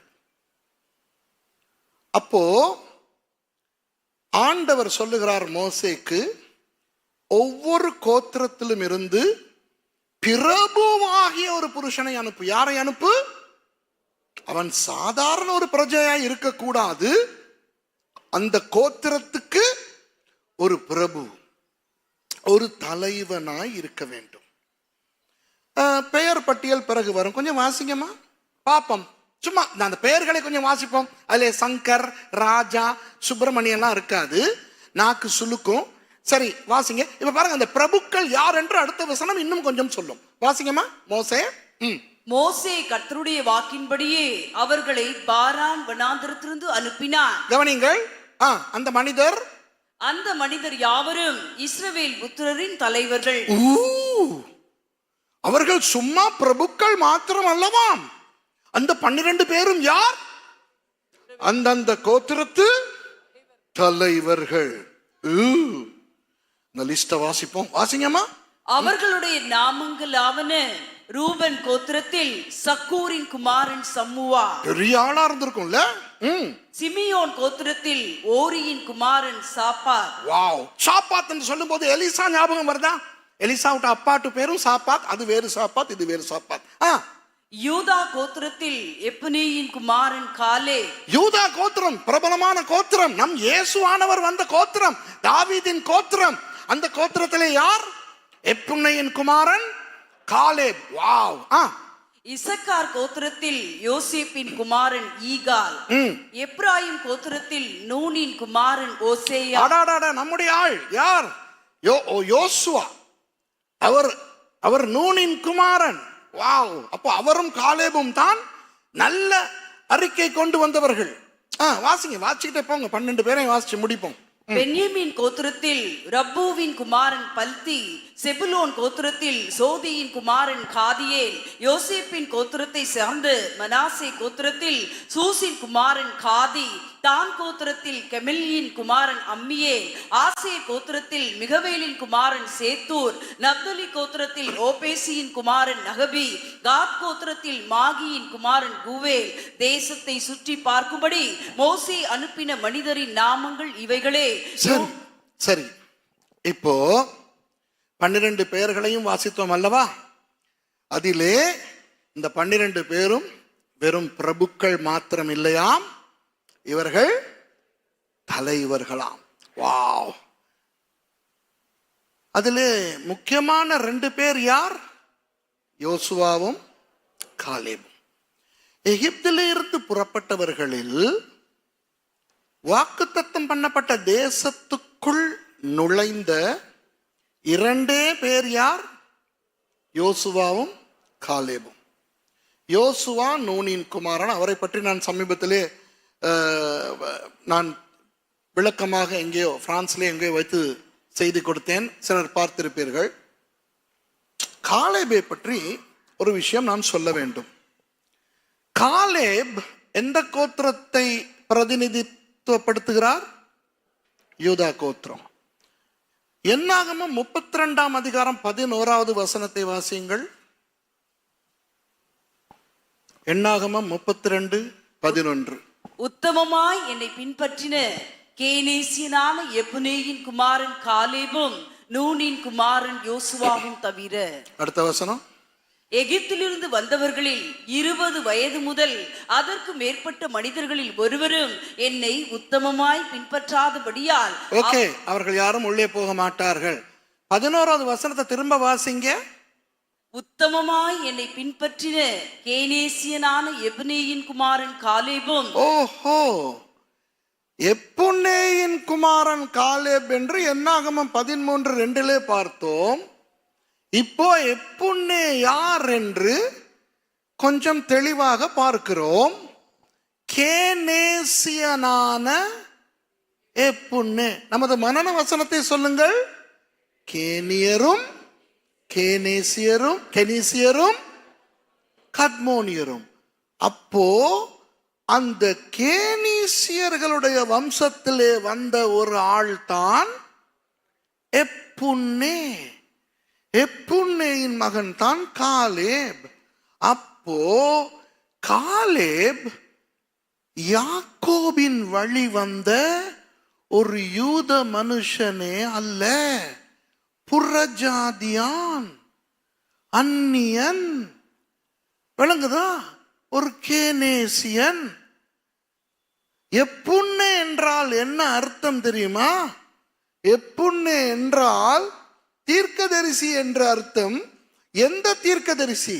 அவர்களுடைய தெய்வத்தின் தீர்க்கதரிசி. அதாவது கானானிய இனத்தவர்களுக்கு வெவ்வேறு தெய்வங்கள் இருந்தன. அந்த வெவ்வேறு தெய்வங்களை வணங்கின ஆசாரியர்கள், பூசாரிகள் மத்தியிலே அந்த கேனேசியர்களுடைய தெய்வத்தை வணங்கி வந்த ஒரு மத தலைவன் தான் எப்புன்னே. அந்த எப்புன்னேயின் மகன் தான் காலேப். என்றோ எப்பொழுதோ அவர்கள் யூதர்களாய் மாறி ஆபிரகாமின், ஈசாக்கின், யாக்கோபின் தேவனை ஏற்றுக்கொண்டிருக்கிறார்கள். யார் வேண்டுமானாலும் அவரை ஏற்றுக்கொள்ளலாம். அவர் ஏற்றுக்கொள்வாரா என்று ஒரு கேள்வி வருகிறது அல்லவா? அவர் ஏற்றுக்கொண்டது மாத்திரமல்ல, அவர் இவர்களை யூதா கோத்திரத்துக்குள் ஏற்றுக்கொண்டு யூதா கோத்திரத்தில் யாக்கோபின் 4ஆம் குமாரனாகிய யூதாவின் வழிவந்த தூய்மையான யூதா கோத்திரத்து புருஷர்கள் இருக்கத்தக்க இந்த புறஜாதியானாய் இருந்த காலேபை தேவன் பிரபுவாய், தலைவனாய் மாற்றினார். எப்படி என் பழைய ஏற்பாட்டு தேவனுடைய கிருபை! விளங்குதா? எத்தனை பேர் சொல்வீர்கள் இதை இன்றைக்கு தான் கேள்விப்படுகிறேன் என்று? வெக்கப்படாமல் கையை தூக்குங்கள். Praise God, praise God. இப்போ சொல்லுகிறேன்.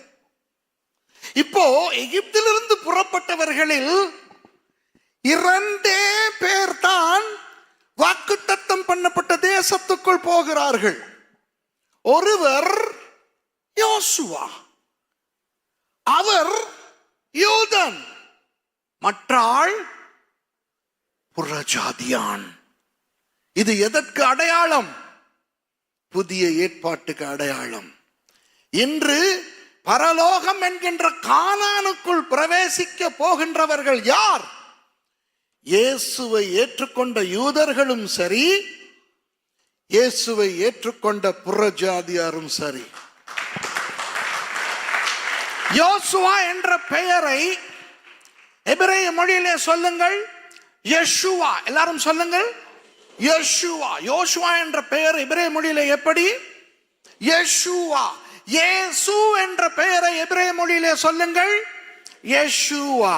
அன்று காலேப் என்ற புறஜாதியான் யெஷுவாவின் கையை பிடித்துக் கொண்டு யோர்தானை கடந்து கானானுக்குள் வந்தது போல, இன்று காலேப்களாகிய புறஜாதிகளாகிய நாம் யெஷுவா என்கின்ற இயேசுவின் கைகளை பிடித்துக் கொண்டு கானான் என்கின்ற பரலோகத்துக்குள் பிரவேசிக்க வந்திருக்கிறோம். அங்கேயே அவர் நிரூபித்து விட்டார், நான் இஸ்ரவேலின் தேவன் தான், ஆனால் இஸ்ரவேலர்களுக்கு மட்டுமல்ல, புறஜாதிகளுக்கும் தேவன். ஆமென். மத்தேயு 15க்கு வாங்க. நான் விட்டு போன முதல் பிரசங்கம், வேண்டாம் என்று சொன்ன அந்த முதல் பிரசங்கம்.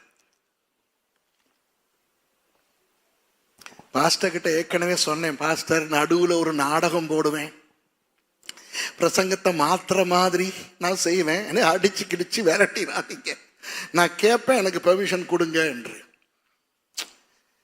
சரி, இப்போ அந்த 21வது வசனத்துல இருந்து மறுபடி வாசிப்போம். பின்பு இயேசு அவ்விடம் விட்டு புறப்பட்டு தீரு சீதோன் பட்டணங்களின் திசைகளுக்கு போனார். சரி, இயேசுவானவர் லெபனானுக்கு போகிறார், தீரு சீதோன் பட்டணங்களுக்கு போகிறார். அவர் போனது என்னவோ அங்கு வாழ்ந்த அந்த யூதர்களை சந்திப்பதற்கு தான். அப்பொழுது அந்த திசைகளில் குடியிருக்கிற கானானிய ஸ்ரீ ஒருத்தி அவரிடத்தில் வந்து, ஆண்டவரே, தாவீதின் குமாரனே, எனக்கு இரங்கும், என் மகள் பிசாசினால் கொடிய வேதனைப்படுகிறாள் என்று சொல்லி கூப்பிட்டாள். இப்ப என்ன விஷயம் தெரியுமா? இவள் ஒரு கானானிய ஸ்திரீ, ஆனால் அவள் இயேசுவை அழைத்த விதத்தில் ஏதோ ஒரு வித்தியாசம் இருக்கிறது.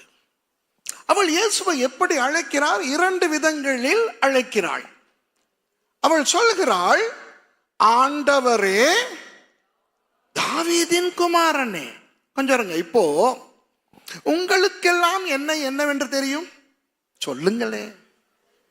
பாஸ்டர் சுரேஷ், நீங்கள் யாராவது என்னை பார்த்து ஏ பாபு என்றால் என் மண்டைக்குள் ஒரு விளக்கு எரியும்.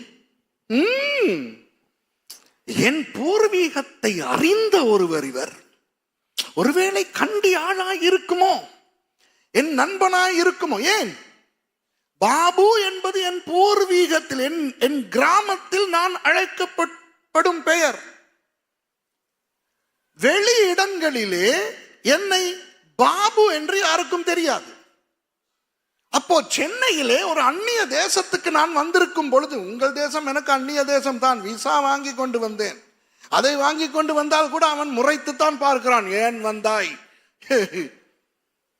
இங்கே யாராவது என் பூர்வீக பெயரில், இங்குள்ளவர்கள் அறியாத ஒரு பெயரில் என்னை அழைத்தால் யோசிப்பேன், ஓஹோ, இவருக்கு என்னை பற்றி தெரிந்திருக்கிறது என்று. அந்த கானானிய ஸ்திரீ எந்த வம்சத்தை சேர்ந்தவள்?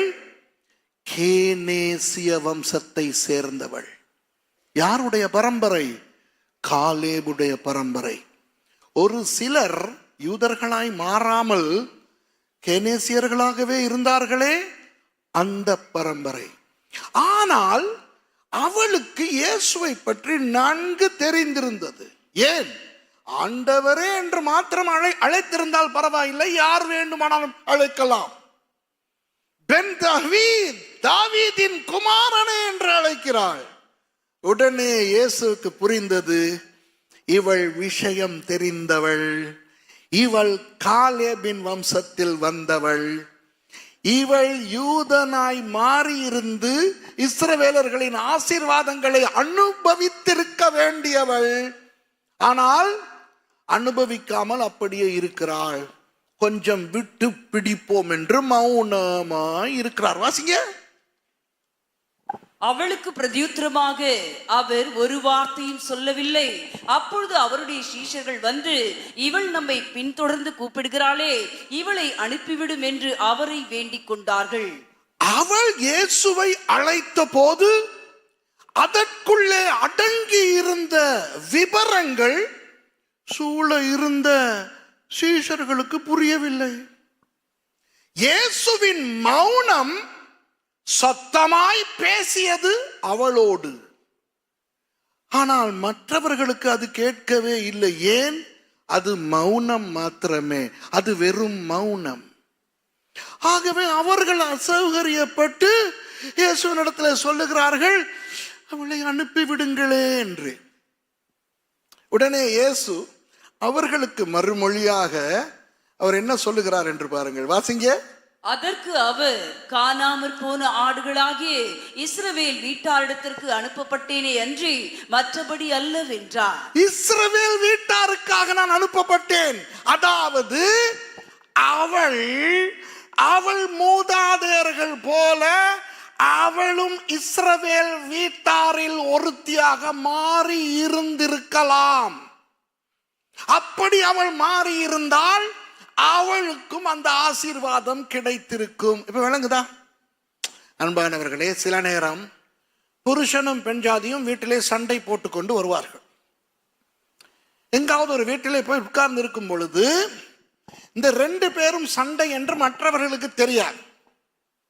அப்போ அந்த வீட்டில் உள்ளவர்கள் இது தெரியாமல் ஏதாவது ஒன்று சொல்லுவார், வாங்க ரெண்டு பேருமே ஒன்னா உட்கார்ந்து சாப்பிடுங்களே என்று சொல்லுவார்கள். அப்போ அந்த புருஷன் சொல்லுவார், இல்லை தேவையில்லை,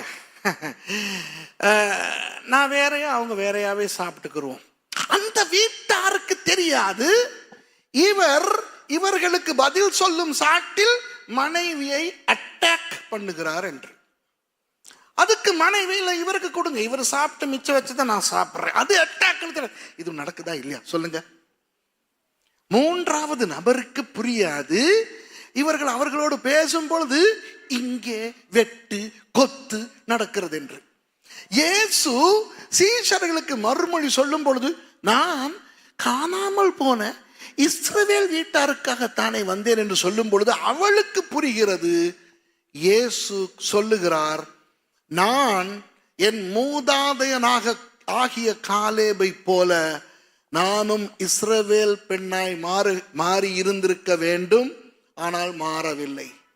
இதை கேள்விப்பட்டவுடன் அவள் என்ன செய்கிறாள் தெரியுமா? பாருங்களேன் என்ன செய்கிறாள் என்று. அவள் வந்து, ஆண்டவரே எனக்கு உதவி செய்யும் என்று. கவனிங்க, அவள் வந்து, ஒவ்வொரு வேர்டையும் கவனிக்கணும். இப்ப அவள் அங்கே இருந்து பேசுகிறாள்.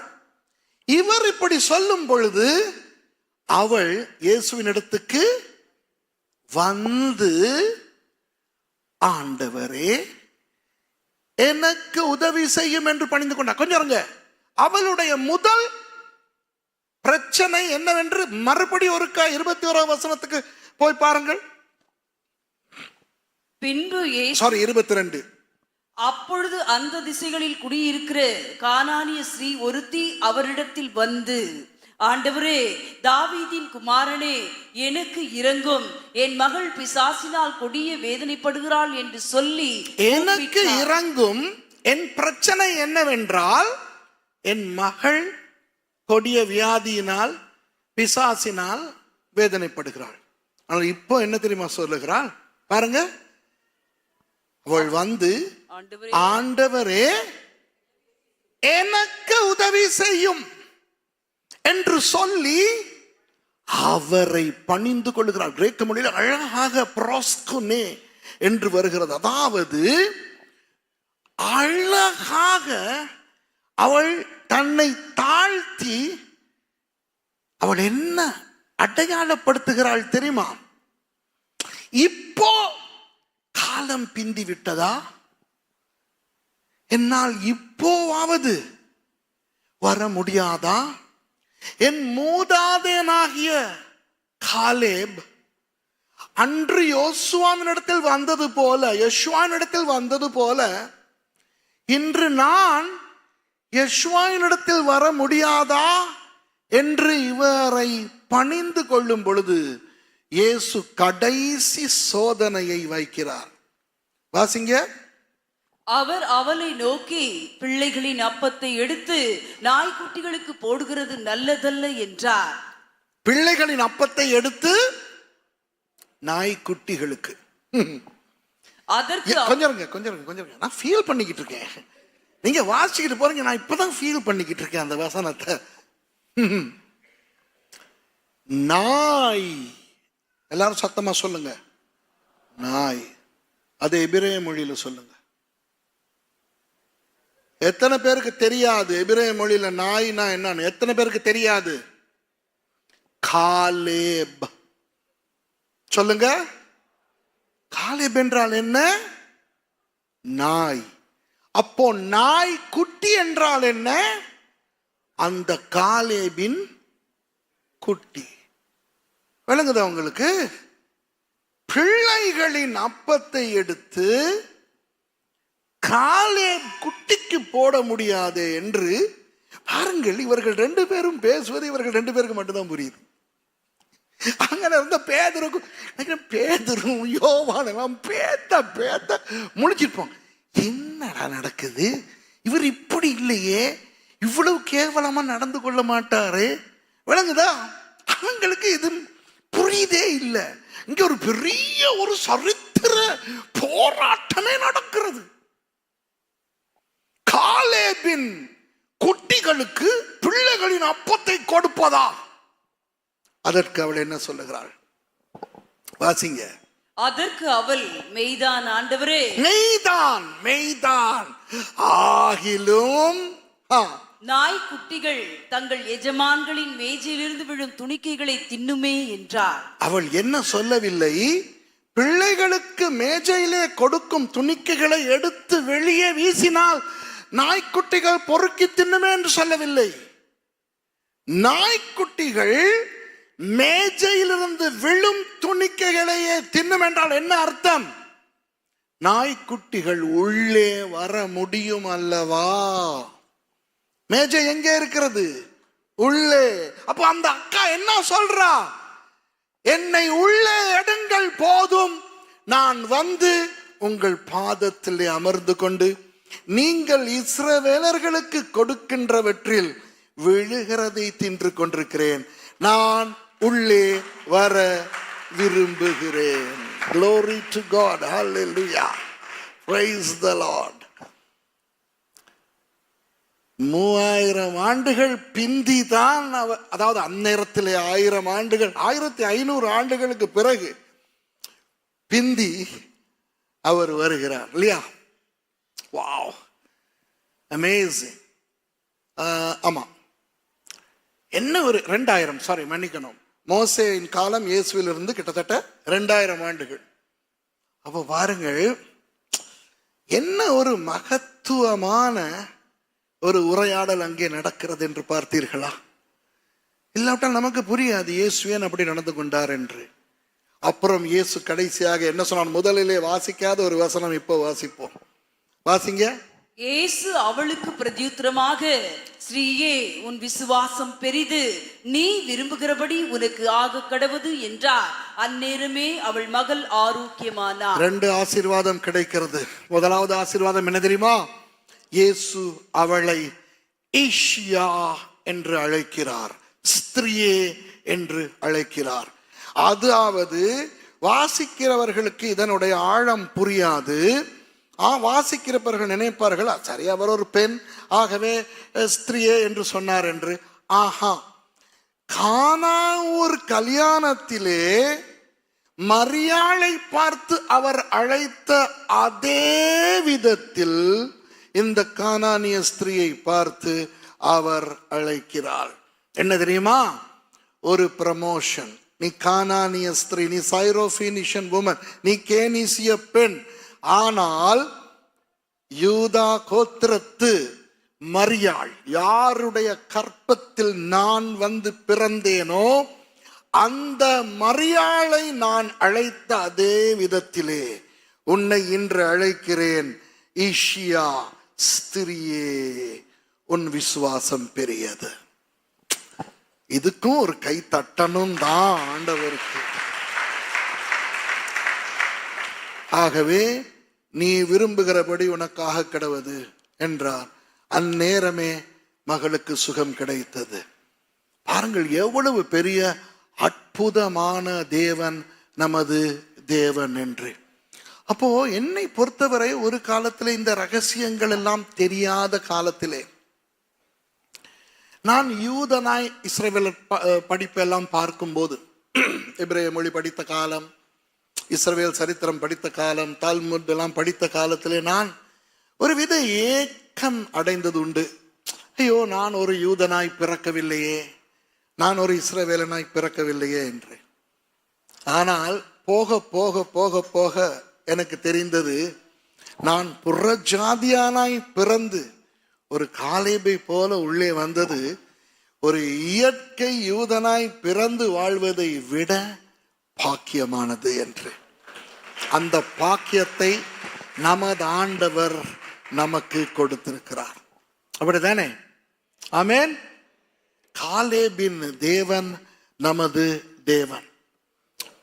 இப்போ இன்னும் ஒரு சில விஷயங்களை நான் உங்களுக்கு சொல்ல விரும்புகிறேன்.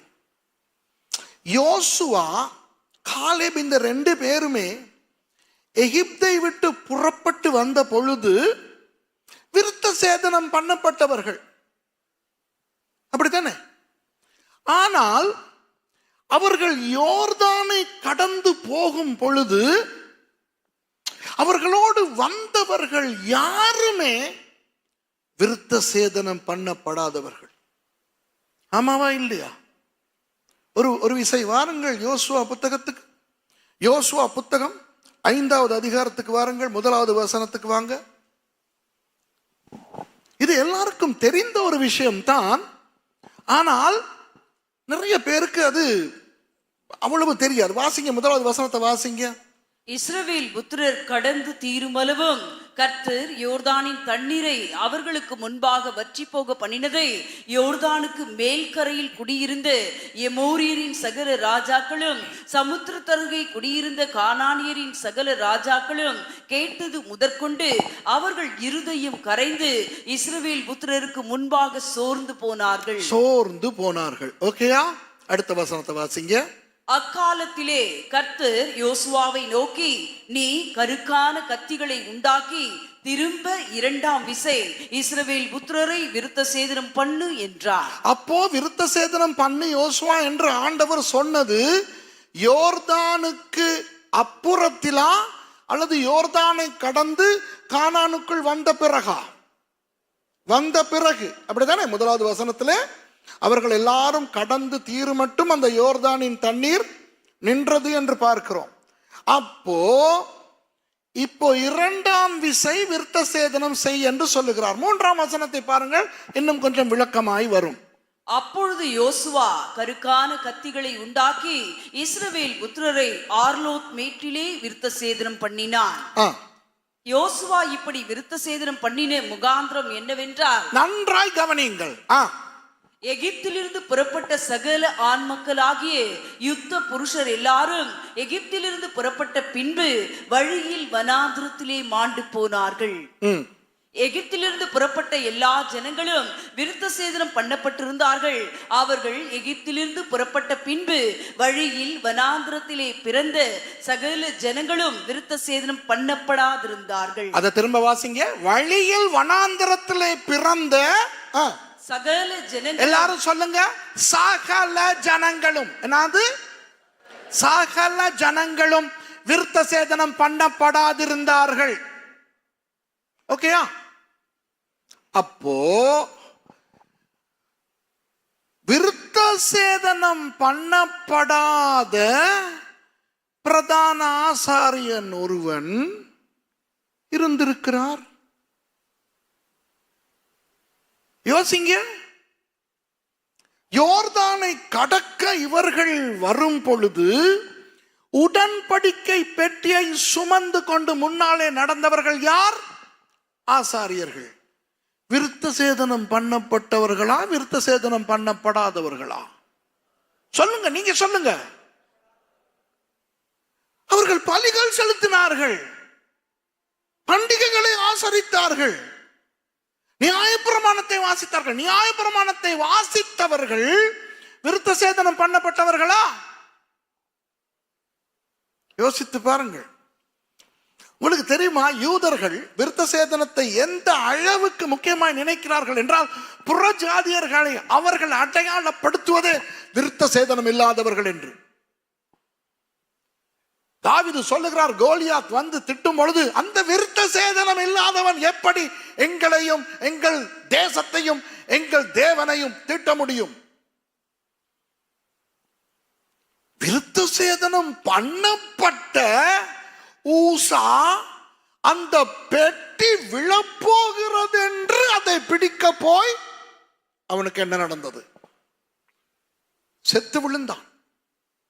பெத் ஷெமெஷிலே அந்த கர்த்தருடைய பெட்டிக்குள்ளே எட்டி பார்ப்போம் என்று போய் 50,000 பேர் செத்தார்களே, அவர்கள் எல்லாரும் விருத்த சேதனம் பண்ணப்பட்டவர்களா இல்லையா? பண்ணப்பட்டவர்கள். அப்படி இருக்க யோசுவா காலேப் தவிர அந்த யோர்தானை கடந்து கானானுக்குள்ளே வந்த ஒருவருமே விருத்த சேதனம் பண்ணப்படவில்லை என்றால் அது எப்படி சாத்தியமாகும்? சாத்தியமாகியது ஏன்? நமக்காக, புறஜாதியாருக்கு ஒரு பாடத்தை கற்றுக் கொடுப்பதற்காக. கானான் தேசத்துக்குள்ளே நுழைவதற்கு விருத்த சேதனம் தேவையில்லை, விசுவாசம் போதும் என்று காட்டுவதற்கு. புரிகிறதா? என்னே ஒரு அடையாளம் என்று பாருங்கள். யோசுவாவும் காலேபும் தவிர யாருமே விருத்த சேதனம் பண்ணப்படவில்லை. அப்ப விருத்த சேதனம் பண்ணப்படாதவர்களா அந்த உடன்படிக்கை பெட்டியை தூக்கி கொண்டு வருகிறார்கள்? ஆசரிப்பு கூடாரத்தை அந்த சுமந்து கொண்டு வருகின்ற கோகாத்திய ஆசாரியர்கள் விருத்த சேதனம் பண்ணப்படாதவர்கள். அந்த டோராவை சுமந்து வருகின்ற கொஹென் கடோல், அந்த பிரதான ஆசாரியன் விருத்த சேதனம் பண்ணப்படாதவன். என்ற தெய்வமே, யோசிச்சு பார்க்கிறீங்களா நீங்க? நல்ல மூஞ்சிகளும் முகர கட்டைகளும் தான் எனக்கு தெரியுது. நான் சொல்லுவது பயங்கரமான ஒன்று தெரியுமா? இதனால் தான் யூதர்கள் என்னோடு பேச விருப்பம் இல்லை அவர்களுக்கு. ஏனென்றால் இந்த உண்மையை நான் அவர்களுக்கு சொல்லுவேன், அவர்களிடத்தில் கேட்பேன், உங்களுடைய கொஹென் கடோல் பிரதான ஆசாரியன் விருத்த சேதனம் இல்லாதவனா இருக்க முடியுமா? நோ, முடியாது. ஆனா ஒரு காலத்துல அப்படி இருந்துச்சு இல்ல. அப்போ யோர்தானை கடக்க முன்பு விருத்த சேதனமா, யோர்தானை கடந்த பிறகு விருத்த சேதனமா? ஏய், நீ மெசியானிக் தான், நீ இயேசுட ஆள் தானே, அதோடு முற்றுப்புள்ளி வைத்து விடுவார்கள். ஏன்? விருத்த சேதனம் இல்லாத பிரதான ஆசாரியன் இருந்த ஒரு காலம் உண்டு. விருத்த சேதனம் இல்லாத ஆசாரியர்கள் இருந்த ஒரு காலம் உண்டு. விருத்த சேதனம் இல்லாத நியாயப்பிரமாணம் வாசிக்கிறவர்கள் இருந்த காலம் ஒன்று உண்டு. விருத்த சேதனம் இல்லாத கோகாத்தியர்கள் ஆசரிப்பு கூடாரத்தை சுமந்து வந்து அதை ஸ்தாபித்து அதை கலற்றி அதை நகர்த்தி செய்த ஒரு காலம் உண்டு. ஒரு வேளை யோர்தானை கடக்க முன்பு அந்த யோசுவாவுக்கு ஆண்டவர் விருத்த சேதனத்தை செய்து விட்டு கொண்டு போ என்று சொல்லி இருந்தால் என்னால் இப்படி பேச முடியாது. தைரியமாய் நான் சொல்லுகிறேன், கானானை கடந்து அந்த பழைய ஏற்பாட்டிலே அவர்கள் யோர்தானை கடந்து கானானுக்கு போவதற்கு கூட விருத்த சேதனம் தேவைப்படாமல் இருந்தது என்றால், அதிலும் ஆண்டவர் நமக்கு புறஜாதிகளை போல நான் அங்கு அவர்களை கொண்டு வந்தேன் என்ற அடையாளமாய் காட்டுகிறார். ஒரு யூதன் கூட விருத்த சேதனம் இல்லாவிட்டால் புறஜாதியானுக்கு ஒப்பானவன். எப்பொழுது விருத்த சேதனம் செய்கிறார்கள் தெரியுமா? ஒரு ஆண் பிள்ளை பிறந்து 8ஆம் நாளிலே. ஏன் 8ஆம் நாளிலே என்று தெரியுமா? வைத்தியர்களுக்கு தெரியும். முதல் 7 நாட்களில் அந்த பிள்ளைக்கு விருத்த சேதனம் செய்தால் இரத்த போக்கு நிற்காது, பிளட் கிளாட் நடக்காது. 8ஆம் நாளுக்கு பிறகுதான் ஒரு பிள்ளையின் இரத்தம் கட்டும். ஆகவே ஒரு பிள்ளை பிறந்து எந்த நாளில் முதல் தடவையாக விருத்த சேதனத்தை தாங்க முடியுமோ அந்த நாளில் விருத்த சேதனத்தை வைப்பதற்கு காரணம், எவ்வளவு சீக்கிரம் ஆபிரகாமுக்கு ஆண்டவர் கொடுத்த வாக்குத்தத்தத்தின் அந்த உடன்படிக்கையின் பிள்ளையாய் ஒரு பிள்ளை மாற முடியுமோ அவ்வளவு சீக்கிரம் மாறுவதற்காக. அப்படி இருக்க விருத்த சேதனம் இல்லாத ஒரு யூதன் புறஜாதியானுக்கு சமன். அப்படியானால் யோசுவா காலேப் தவிர அந்த யோர்தானை கடந்து உள்ளே போன எல்லாருமே புறஜாதிகளை போன்றவர்கள் தான். புதிய ஏற்பாட்டு காலம் போல புதிய ஏற்பாட்டை நான் அங்கு காணுகிறேன். புதிய ஏற்பாட்டை நான் காலேபில் காணுகிறேன். புதிய ஏற்பாட்டை பழைய ஏற்பாட்டில் நான் காணுகிறேன். நமது தேவன் ஆபிரகாமின் தேவன், ஈசாக்கின் தேவன், யாக்கோபின் தேவன் என்று சந்தோஷப்படுகிறோம். இன்றிலிருந்து சொல்லுவோம், அவர் காலேபின் தேவனும் தான்.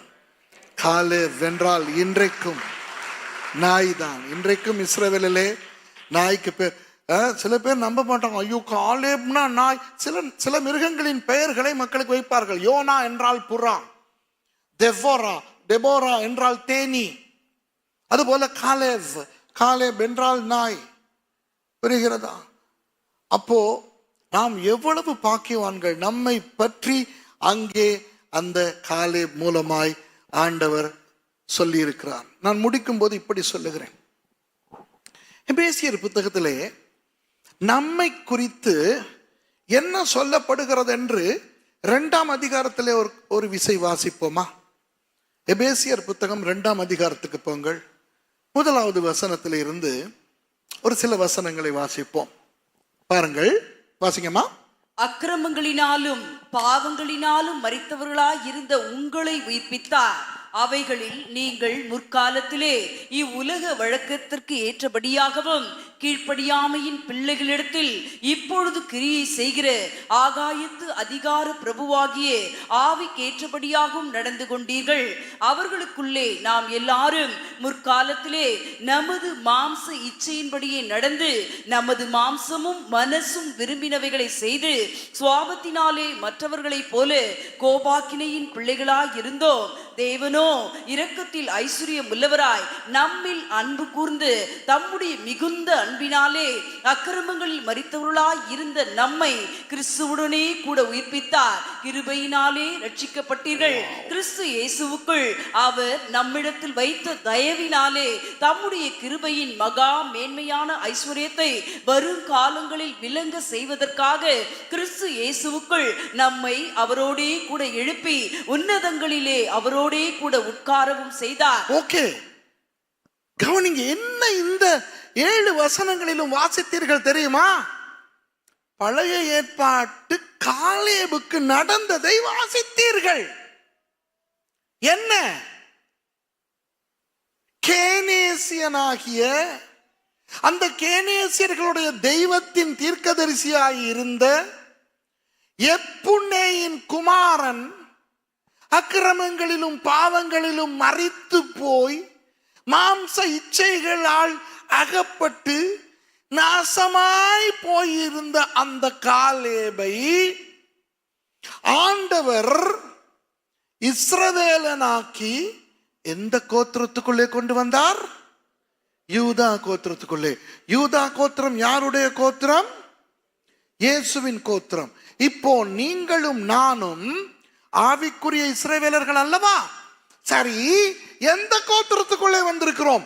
நானும் நீங்களும் ஆவிக்குரிய ரீதியில் ரூபன் கோத்திரமா, சிமியோன் கோத்திரமா, நப்தலி கோத்திரமா, தான் கோத்திரமா, யூதா கோத்திரமா? ஆம். ஏன்? யூதா கோத்திரத்து ராஜ சிங்கமாகிய இயேசு நம்மை எழுப்பி உன்னதங்களிலே அவரோடு கூட அமர வைத்திருக்கிறார். அப்போ உன்னதங்களிலே அவரோடு கூட அமர்ந்திருந்தால் நீங்களும் நானும் ஒரு பிரபு, நீங்களும் நானும் ஒரு தலைவன், ஒரு தலைவி. ஆமாவா இல்லையா? அவரோடே கூட உட்கார்ந்திருந்தால் நாம் பிரபுவா சாமான்யமா? நாம் அவரோடே கூட உட்கார்ந்திருந்தால் நாம் தலைவர்களா சாமான்யமானவர்களா? தலைவர்கள். அதுவல்லவா காலேப். என்னாகமம் 13 பிரபுக்களை தெரிவு செய். அவர்கள் எல்லாரும் இஸ்ரவேல் கோத்திரங்களின் தலைவர்கள். எப்புன்னேயின் குமாரனாகிய காலேப். அதுபோல நானும் நீங்களும் புதிய ஏற்பாட்டு காலேபுகளாக யூதா கோத்திரத்து ராஜ சிங்கமாகிய யெஷுவா மெஷியாவோடு எழும்பி அவரோடு கூட பிரபுக்களாக தலைவர்களாக உட்கார்ந்திருக்கிறோம். என்னே பெரிய பாக்கியம், என்னே பெரிய ஆசீர்வாதம். இதெல்லாம் தெரியாதவர்கள் சொல்லுவார்கள், பழைய ஏற்பாட்டின் தேவன் வெறும் கடுமையானவராம். அங்கே அவர் ஒரு பிரம்பை வைத்துக்கொண்டு எவனாவது தப்பு செய்யும் வரை பார்த்து கொண்டிருப்பாராம், அவனை அடிப்பதற்கு. அங்கு கிருபை கிடையாதாம், இரக்கம் கிடையாதாம். அங்கு யூதர்களுக்கு மாத்திரம் தான் தேவனாம், புறஜாதியாரை அவர் கணக்கே எடுக்கவில்லையாம். அறிவு கெட்டவர்கள், வேதம் தெரியாதவர்கள். புதிய ஏற்பாட்டில் கிருபை இயேசுவில் வெளிப்பட்டது. பழைய ஏற்பாட்டில் கிருபை இருந்தது. புதிய ஏற்பாட்டில் இரக்கம் வெளிப்பட்டது. பழைய ஏற்பாட்டிலும் இரக்கம் இருந்தது. அதனால் தான் இயேசு சொல்லுகிறார், நான் நேற்றும் இன்றும் என்றும் மாறாதவர். நேற்று அந்த எப்புனேவின் குமாரனாகிய கேனேசியனாகிய காலேபை உள்ளே கொண்டு வந்தேன். இன்று புறஜாதியாராகிய உங்களை உள்ளே கொண்டு வந்தேன். நாளையும் அப்படியே செய்வேன். ஆமென். ஆகவே எனக்கு இப்போதெல்லாம் நான் யூதனாய் பிறக்கவில்லை என்ற ஏக்கமே கிடையாது. நான் புறஜாதியாய் பிறந்ததுக்காய் சந்தோஷப்படுகிறேன். புறஜாதியாய் ஆண்டவர் என்னை பிறக்க வைத்ததற்காக நான் பெருமைப்படுகிறேன். ஒரு இலங்கையனாய் நான் பிறந்ததற்காக நான் சந்தோஷப்படுகிறேன். ஏன்? அப்படிப்பட்ட நான் ஒரு காலேபை போல, நான் ஒரு யூதனாய் பிறந்திருந்தால் அந்த பெயர்களை வாசித்தீர்களே, மற்ற 11 பேர் போல இருந்திருப்பேன். ஆனால் நான் புறஜாதியானாய் பிறந்தபடியினால் சந்தோஷமாக ஒரு காலேபை போல உள்ளே வந்து இயேசுவோட உன்னதங்களிலே உட்கார்ந்து ஒரு பிரபுவாக, ஒரு தலைவனாக இருக்கிறேன். நீங்களும் அப்படித்தான். எழுந்திருந்து அவருக்கு நன்றி செலுத்துவோம். Thank you Jesus. சர்வ வல்லமை உள்ள ஜீவனுள்ள தேவனே, ஆண்டவரே, நாங்கள் சந்தோஷமாக சொல்லுகிறோம், எல்லோஹே அப்ரஹாம் வா ஈசாக் வா யாக்கோப் என்று. ஆபிரகாமின் தேவனே, ஈசாக்கின் தேவனே, யாக்கோபின் தேவனே என்று. ஆண்டவரே, இன்றைக்கு நாங்கள் சொல்லுகிறோம், நீங்கள் எல்லோஹே காலேப், காலேபின் தேவன்.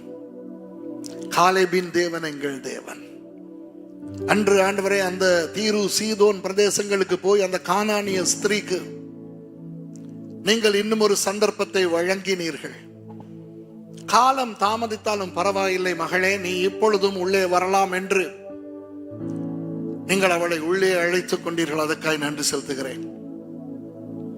புறஜாதியாராகிய நாங்கள் இயேசுவின் மூலம் ரட்சிப்படைந்து இஸ்ரவேலின் தேவனாகிய கர்த்தருக்கு பிள்ளைகளாய் ஆனோமே, அதற்காக உங்களுக்கு நன்றி செலுத்துகிறோம்.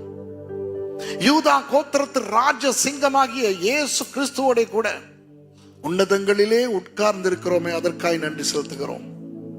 இந்த மகா பெரிய கிருபையை, இந்த மகா பெரிய இரக்கத்தை, விருத்த சேதனம் கூட இல்லாமல், யூதத்துவமே இல்லாமல், எந்த நிபந்தனையும் இல்லாமல் எங்களுக்கு பெற்றுக் கொடுத்ததுக்காக உங்களுக்கு நன்றி செலுத்துகிறோம். எபேசியர்களை நாங்கள் பார்த்தபடி கிருபையினாலே இந்த ஆசீர்வாதத்தை பெற்றுக்கொண்டோம்.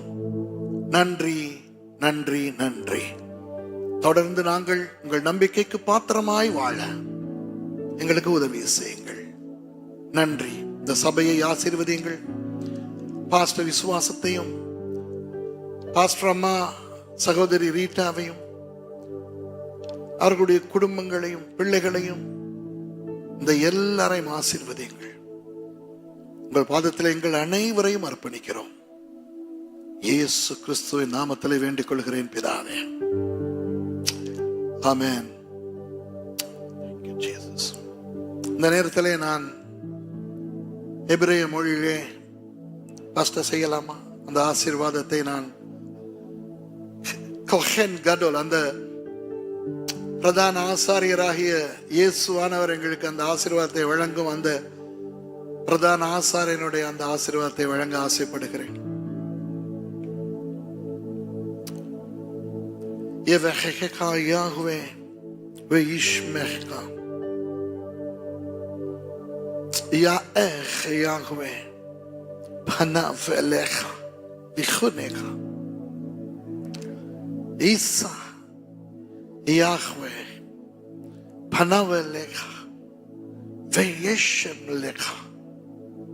Shalom. Amen. Baraki nafshi et Yahweh va kol karba et shim kedashu. Baraki nafshi et Yahweh va otiakechi kol gemalo. Amen. Amen. கர்த்தராகிய இயேசு கிறிஸ்துவினுடைய கிருபையும், பிதாவாகிய தேவனுடைய அன்பும், பரிசுத்த ஆவியானவருடைய வழிநடத்தலும் ஐக்கியமும் நம் அனைவரோடும் கூட எப்பொழுதும் இருப்பதாக. ஆமென். ஆமென்.